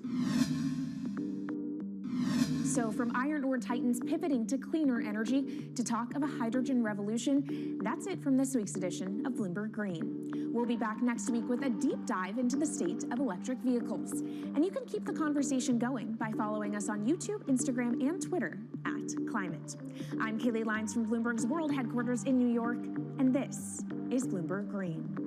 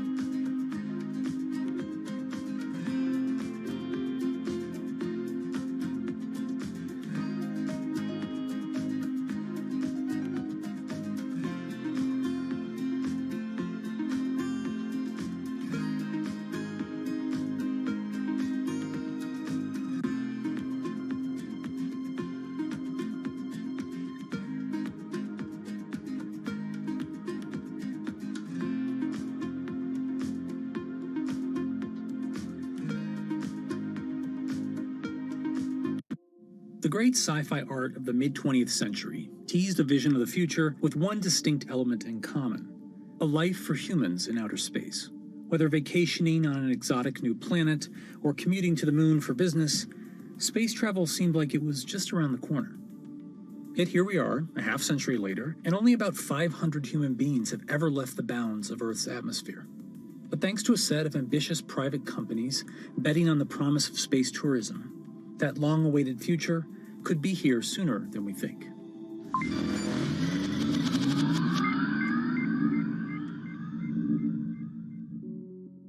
For most of the history of spaceflight, governments have been the prime force behind nearly every aspect, from planning to funding to crew selection. But as early as the 1980s, proposals for commercial space tourism began to emerge, along with innovative solutions for getting people there, such as the wild concept of sticking a 74-person passenger cabin in the cargo bay of a NASA space shuttle. Although various non-astronauts have been selected for missions over the years, true space tourism didn't happen until 2001, when an entrepreneur named Dennis Tito coughed up an estimated $20 million to hitch a ride with the Russian Federal Space Agency for a week-long vacation aboard the International Space Station. 20 years later, we're seeing a new contender in this final frontier of tourism: private companies. It's becoming a private enterprise situation, still very high risk with a high reward, potential reward. But, government is really out of the business of flying people now, and it's really going to be companies like Elon Musk and Jeff Bezos and Richard Branson that do that heavy lifting. Commercial space tourism is usually about taking the non-astronaut, the private citizen, into an orbital or suborbital flight. So you get a short amount of microgravity experience, and you can float and take some photos. And then you come back. This was something that technology had gotten to a point where the private sector was going to make a business out of this. There are multiple companies that want to get to the place where they fly people into space. The first of these is Blue Origin, founded in 2000 by Jeff Bezos. Using the autonomous rocket system New Shepard, a tribute to the first American in space, Blue Origin plans to launch up to 6 passengers at a time, offering a rarefied treat of 62-mile-high views and a momentary experience of weightlessness. Booking officially kicked off in May 2021, with the very first seat to be auctioned off for charity. Meanwhile, Richard Branson's Virgin Galactic has also been pursuing a viable form of suborbital tourism, aiming for a launch in 2022 once Sir Richard himself has taken a flight. I'm hoping to be able to go to space. I'd love to be able to coincide it with the moon landing and go to space. So I've got the whip on the team, and we'll see how we go. The company claims to have lined up over 600 seat reservations so far, including Justin Bieber and Leonardo DiCaprio. Virgin has projected that the final cost of the ticket will be at least $250,000, or roughly $50,000 for each of the 5 minutes or so of weightlessness that you'll get to experience. Although costly, both companies' offerings aim to make suborbital flight a regular form of adventure travel, eventually driving down costs at scale to expand the customer base beyond the orbit of celebrities and billionaires. The third major contender is Elon Musk's SpaceX, which has set its sights even higher on orbital flights, which are a whole nother level of complexity and energy and danger. When you go suborbital, if you're just going to go up above the von Karman line, which is 100 kilometers or about 62 miles, you only need to get up to maybe 5,000 miles an hour to get up there, and you go basically straight up and then straight back down. You don't have the reentry heating that you would see coming in from an orbital. So when you go orbital, I don't care if you're a baseball or a battleship, you've got to go 17,500 miles per hour, not just 5,000 miles an hour. The energies involved are much greater. By doing that, SpaceX has gone another level up, and that's what they're doing with the Inspiration 4. Visit inspiration4.com for your chance to go to space. Inspiration 4 is the first planned all-civilian mission into orbit, slated to launch in late 2021. The crew will bring their own set of diverse perspectives and backgrounds and experiences to test how a group of different people, namely people who aren't professional astronauts, could fare in space. Until now, astronauts have had to be physically perfect, and this mission is changing that. And so I feel incredibly honored to be representing those who aren't physically perfect. At age 10, I was diagnosed with bone cancer, and I was treated at St. Jude Children's Research Hospital. And I spent a year there undergoing intense chemo and also surgery that ultimately saved my leg. I now work at St. Jude as a PA, a physician assistant, and I work with leukemia and lymphoma patients. The kids we work with are so brave, and they are very excited to watch me go to space because this is showing them that, they're capable of doing this as well. Haley, along with 3 other crew members, will spend 3 days in space, orbiting the Earth every 90 minutes before landing back off the coast of Florida. Well, when you think about access, the first astronauts for the United States came from the test pilot side. And so women weren't allowed to be a part of that. We have somebody in their 20s, somebody in their 30s, somebody in their 40s, and somebody in their 50s. And so there can be access in all kinds of ways, whether you're talking about age, whether you're talking about gender, whether you're talking about race and ethnicity, and all of those things. The first time, people are going up into space and not sent there by a superpower like the United States or Russia or China, well, that's really significant. And you've got to be very thoughtful about it. The whole game plan right now is to make space really affordable and accessible for everybody, so that you can have fishing buddies going to space someday. But the first is special, and so with that, we wanted to have a crew selection process that could make space available to everyday people. Getting to space is only the first step for space tourism. The next challenge is what to do and where to stay when you get there. Axiom Space is planning to launch the first segment of a new commercial space station in 2024. Their $2 billion project, called Ax Station, will become the first free-flying private international space station. Or, to use a more consumer-friendly term, a space hotel. Axiom isn't the only company out to make your space stay a little more comfortable. Bigelow Aerospace has been building what they call expandable habitat technology, like their B330, an inflatable pod module that expands once in orbit. There's even one attached to the International Space Station right now they've been testing. And you take it up, and it's rather small, and then you inflate it, and it seems to be working very, very well. This is likely to be the first kind of tourist hotel that you're going to see up in space. First of all, it's easier to carry instead of this giant tin can with all of that. The inflatables are lighter. You can just blow them up, and they get a nice big size for about less than half the weight, probably. But even as space missions become accessible to civilians, the risks of going into space are incredibly high. And you could die 1,000 ways that we can think of and 1,000 other ways that we can't think of. This is Michelle Hanlon. She's a space lawyer at the Mississippi School of Law, focused on protecting humans in outer space. Now, I'm not an attorney for any of the space tourists, so I haven't been privy to their private contracts. But I can tell you that the FAA requires certain waivers to be in those contracts. So, for example, the FAA says, well, we're not going to make you make your spacecraft to a certain safety level. We are going to make you, spacecraft operator, make sure that you inform your space tourists of all of the hazards that you know of. I'd imagine a very long waiver, all the ways you can die in space. And you have to understand that there's health risks, and you have to indemnify the US government if you are launching from the United States. So those are things that we know a space tourist has to sign and has to waive.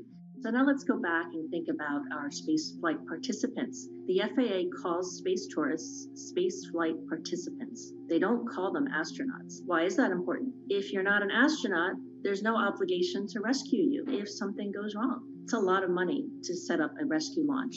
If it can even be done, it's something really important to think about, and that difference as we cross this threshold from having astronauts in space to having real people like me in space. And when we are able to make it to space reliably enough, there's still a host of other legal and ethical issues to consider before space tourism can truly take off.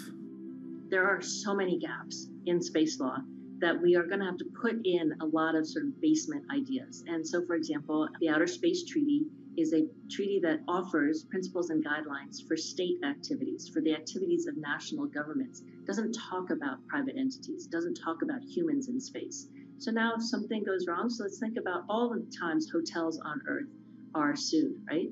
So slip and falls, you step on something in the bathroom, you sue the hotel, and it becomes a private lawsuit. Because of the vagaries of international law, If something happens in space, well, boy, you can sue the state that launched your spacecraft. You can sue the company that brought you there. You can sue the hotel. You can sue the individual. You can sue every government related to that, because the way the Outer Space Treaty and the Outer Space Regime have set this up is that anything that happens in space first has to go through a diplomatic channel before you think about suing in a court of law. And so every single slip and fall in a space hotel is a diplomatic nightmare. And so we really need to figure that out before we start sending a lot of people there. You think about human rights in space. Here, we don't think about a human right to oxygen because it's kind of all around us and free. It's not in a space hotel. So what happens if something happens and the oxygen depletes? Who gets the oxygen first? And then, of course, let's not even think about the labor. How do you treat your labor in a space hotel where that person may be there for 2 or 3 years without coming back to Earth? So a lot of things to think about. Space habitats are more likely in the near future to focus on research missions and be a home for experiments that can't happen as easily back on Earth. Space hotels, I think they garner a lot of headlines and a lot of news, but at the same time, that's not the first thing that you're going to see happen. They don't offer the compelling business case, I think, that you'll see from a place that wants to manufacture pharmaceuticals or a new type of crystal or some type of filament or fiber optic cables and other things that you can do in microgravity. The things that are actually, a high value finished good, when you get that back to Earth and you sell it for a very, very huge profit margin, that's what's likely to happen in space, as opposed to having a real estate platform that you sell to a tourist. A space hotel is really interesting, and it will probably happen, but it's not likely to be at the forefront of space commerce. Even if space hotels are right around the corner, don't get too excited about booking a trip in one. It's not a cheap ticket to ride to space, and it's going to be, millionaires and billionaires and that sort. But at the same time, the point was made that in the early days of airline trips, that was also a completely unaffordable ticket for most people. Those people who flew were people of means, and over time it becomes affordable to the masses. And I think that's the goal for all the entrepreneurs in space as well, to get those costs down to a point where it's not $10 million or $5 million or $300,000 ride into suborbital space. When it becomes more like buying a first-class ticket to go to Europe from the United States. So that's the goal, and the question is, can we get to that point? Given the immense operating costs of getting to space, it may be years, if ever, until space tourism becomes a profitable venture for any of these companies. Virgin Galactic, the only publicly traded company of the three, has had a particularly rocky year, initially riding on the momentum of a SPAC deal, but more recently beset by launch delays and major funders, including Branson himself, selling large quantities of their stock in the company.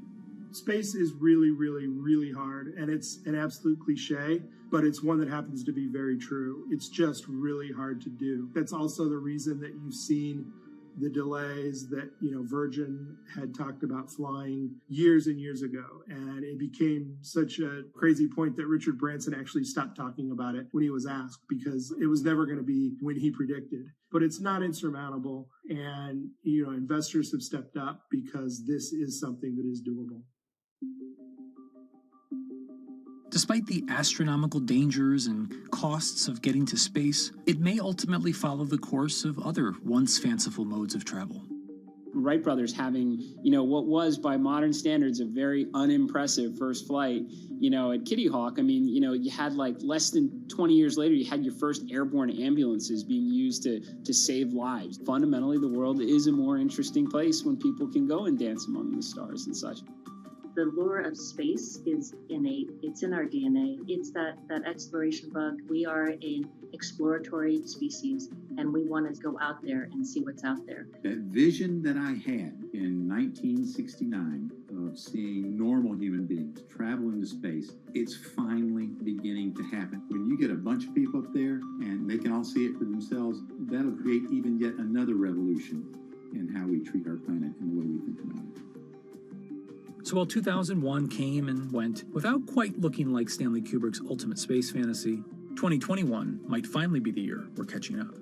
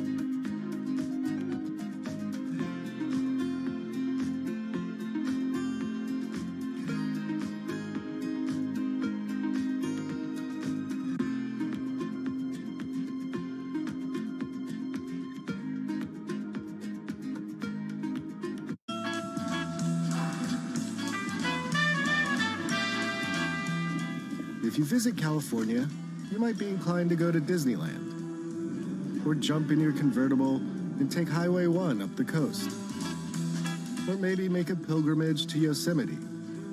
All very fine choices. But if you're the kind of person who revels in our planet's extremes, then it's Route 395 that you're after.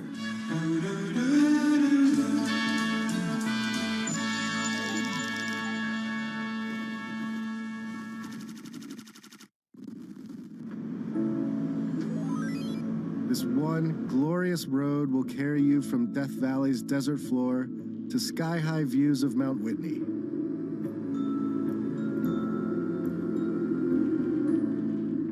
You can see the 5,000-year-old bristlecone pines, the oldest living organisms. Or the bizarre tufa towers of Mono Lake. And true to California's boom and bust spirit, you can saunter around the ghost town of Bodie.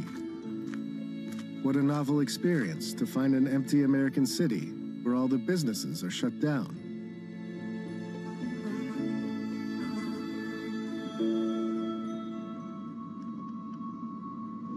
To do 395 upright, it helps to have a guide, and mine is a man named Jan, and his crew, Heron, Let's tidy up first. and Lemmy, the hardest partying dog of all time.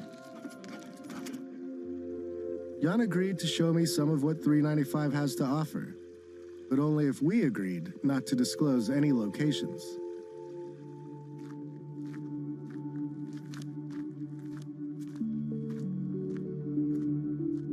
My name is Jan Srostra. I'm an industrial designer out of LA, and I spend a lot of time camping and a lot of time in the Eastern Sierra.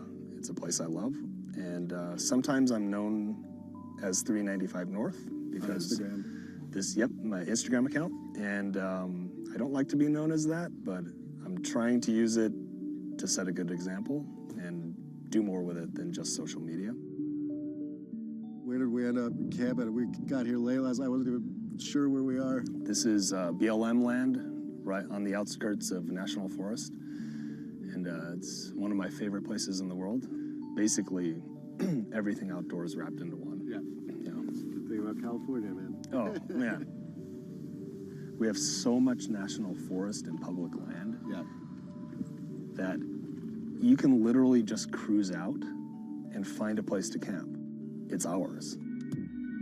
What I wish was mine is Jan's sweet truck. It's a 2019 Ford Ranger. Has about 200 watts of solar in it and a fridge, and has everything that an RV has except for a toilet, but just on a smaller, simple scale. And you drive us around day to day in LA, Yep. and then just roll out when you want. It's my daily driver. Handles great, and then when I'm done with work, I can just bail and go camping. So the camper basically has only what I need. Think of it as backpacking with a car. Yeah. The fridge has a couple compartments. This is just a kitchen box, stove, utensils, and a bunch of stuff. This one has just dry food. Then when you get inside, there's a bed. The bed flips up, so you've got tons of room in here. This awning is phenomenal. If you want to pull that over.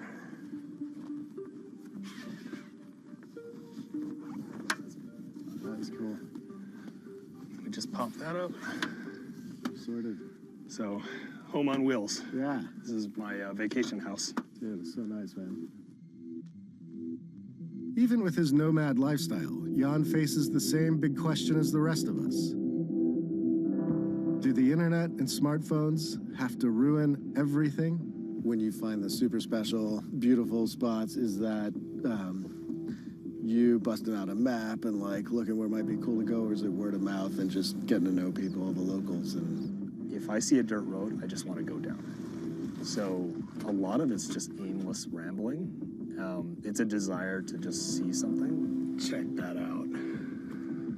For some reason, it's more fulfilling than getting a recommendation from somebody. Or there's tons of apps and websites now, road trip apps, camping apps. They've proliferated. The knowledge is accessible on the internet, right? I used to fight the geotags, and I would get really pissed off. I'd be like, why are you posting this place? It's gonna blow up, it's gonna get trashed. Now I've realized that you can't fight it. The internet has just shrunk the world. So we're not gonna stop it. We're not gonna stop people from going there. So I'm a lot more focused in conversation now with trying to set a good example. When you go, pick up your trash. When you're pooping out in the wilderness, don't leave your toilet paper on the top. You know, make sure you follow, good steps for leaving no trace. As a thank you for this quick guide to pooping etiquette, we made Jan, Heron, and Lemmy some tacos. And we all took in the night sky and knocked back a couple of drinks. Take that, Apocalypse.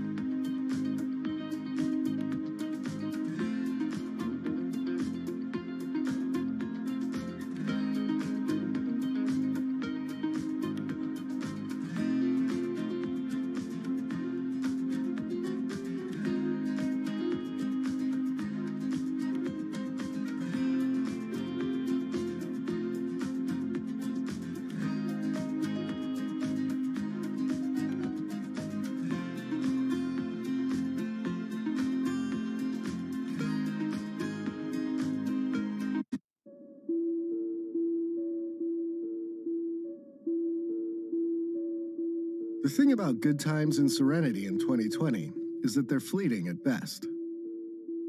After we split up from Jan and continued on our way, smoke started to envelop us.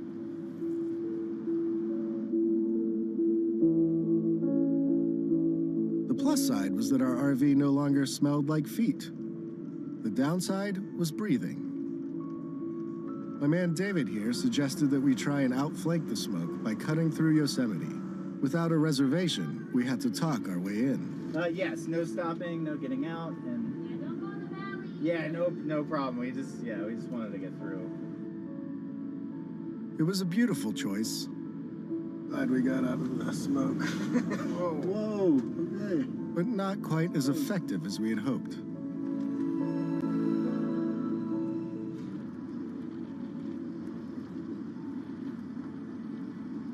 Fast forward 4 hours or so, and we had managed to trade the smoky majesty of Yosemite for the smoky, Look at it. strip malls of the Central Valley. We have made it, sort of out of the smoke, all the way across Yosemite National Park and here to to the gorgeous Central Valley of California. We're off to see a kind of surprising tech startup that is making some pretty strange machines to serve all the growers out in this region.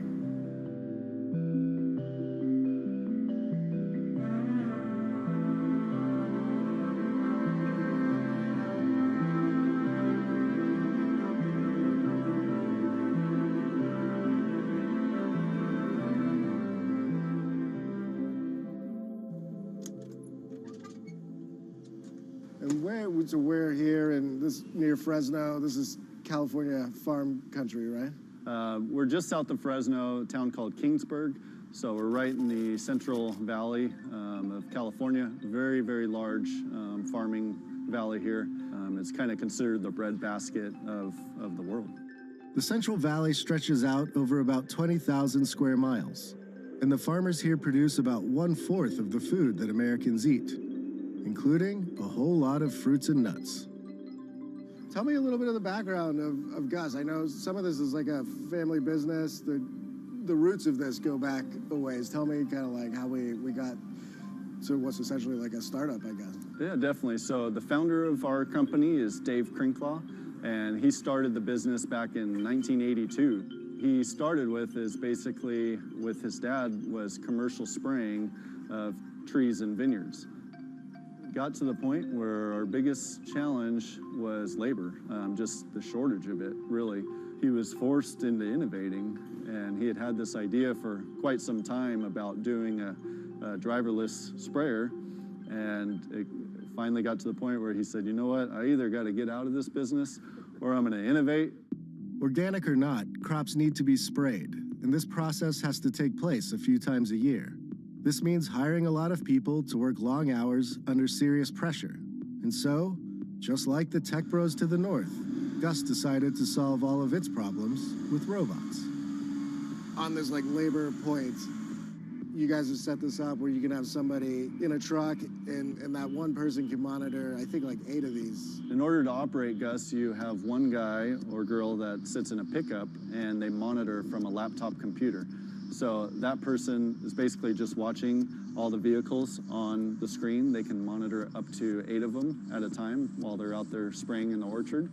And so that user interface really provides them with all the information they need to make sure that the machines are safe and that they're doing the correct job. So it tells them what speed they're driving, the engine RPM, the amount of gallonage per acre that they're applying at any given time. So if any one of the machines has an issue, it's going to send an alert to that laptop. Much like a self-driving car, these beasts use GPS, LiDAR, and cameras to see and navigate the world around them. They also rely on pre-built maps of the orchards for extra guidance. Gus builds the machines right here, and then takes them out for robot training on this orchard next door. It's here that the company learns if the machines will behave and do as their software and human masters command. So this is kind of like this is a test orchard where you guys put it through the paces and work on the technology? Yeah, so this is our test orchard right here. It's right by our building, as you can see in the background. So every new machine, as it comes off the assembly line, it's put through a commissioning test right here. We test all the sensors on the machine, autonomous computer, all the safety systems, make sure it's doing what it's doing prior to when it's delivered to a customer. So what's it doing now? So right now he's doing a test spray. So he's just turning the water on to make sure that the system comes up to pressure, spraying water out of the nozzles just to make sure it's all functioning properly. Okay. It's got like a crazy turbine at the back, or? Yeah, so it's basically just a big fan. Okay. And that fan's driven off of the Cummins diesel motor, and it just basically creates a big airflow. Gus is already selling these vehicles to brave modern farmers. And people the world over have taken notice of its machines. And have you just sold them in the Central Valley or like throughout the U.S. or even overseas, or where are they going? Yeah, so right now the majority of our machines are here in California in the Central Valley. However, we do have machines and customers in Florida, in the citrus industry over there, as well as Australia. And I think you started selling them in like December of 2019. Yeah, right? so we started taking orders early last year for the sprayers, and the first deliveries we made were in December of 2019. Okay, and how much do they cost each? So our retail price on these machines is $285,000. So it's not a small investment, but I'm sure the regular sprayers aren't cheap. Yeah, either. I mean, we're honestly not too far away from conventional equipment on our price, and the main thing is that the return on investment is very, very quick due to all the labor savings and the increased efficiency. I mean, these machines, they just thrive. But basically what we're doing, besides this machine, this is our first machine. We call it Orchard Gus, mainly designed for your nut trees, as well as citrus and fruit. In the future, we're working on a few other projects. We're going to do more machines. One of them is actually a vineyard sprayer. So vineyards are much tighter spacing, so the machine has to be physically smaller. And then we've got our eyes on doing a lot of other innovating.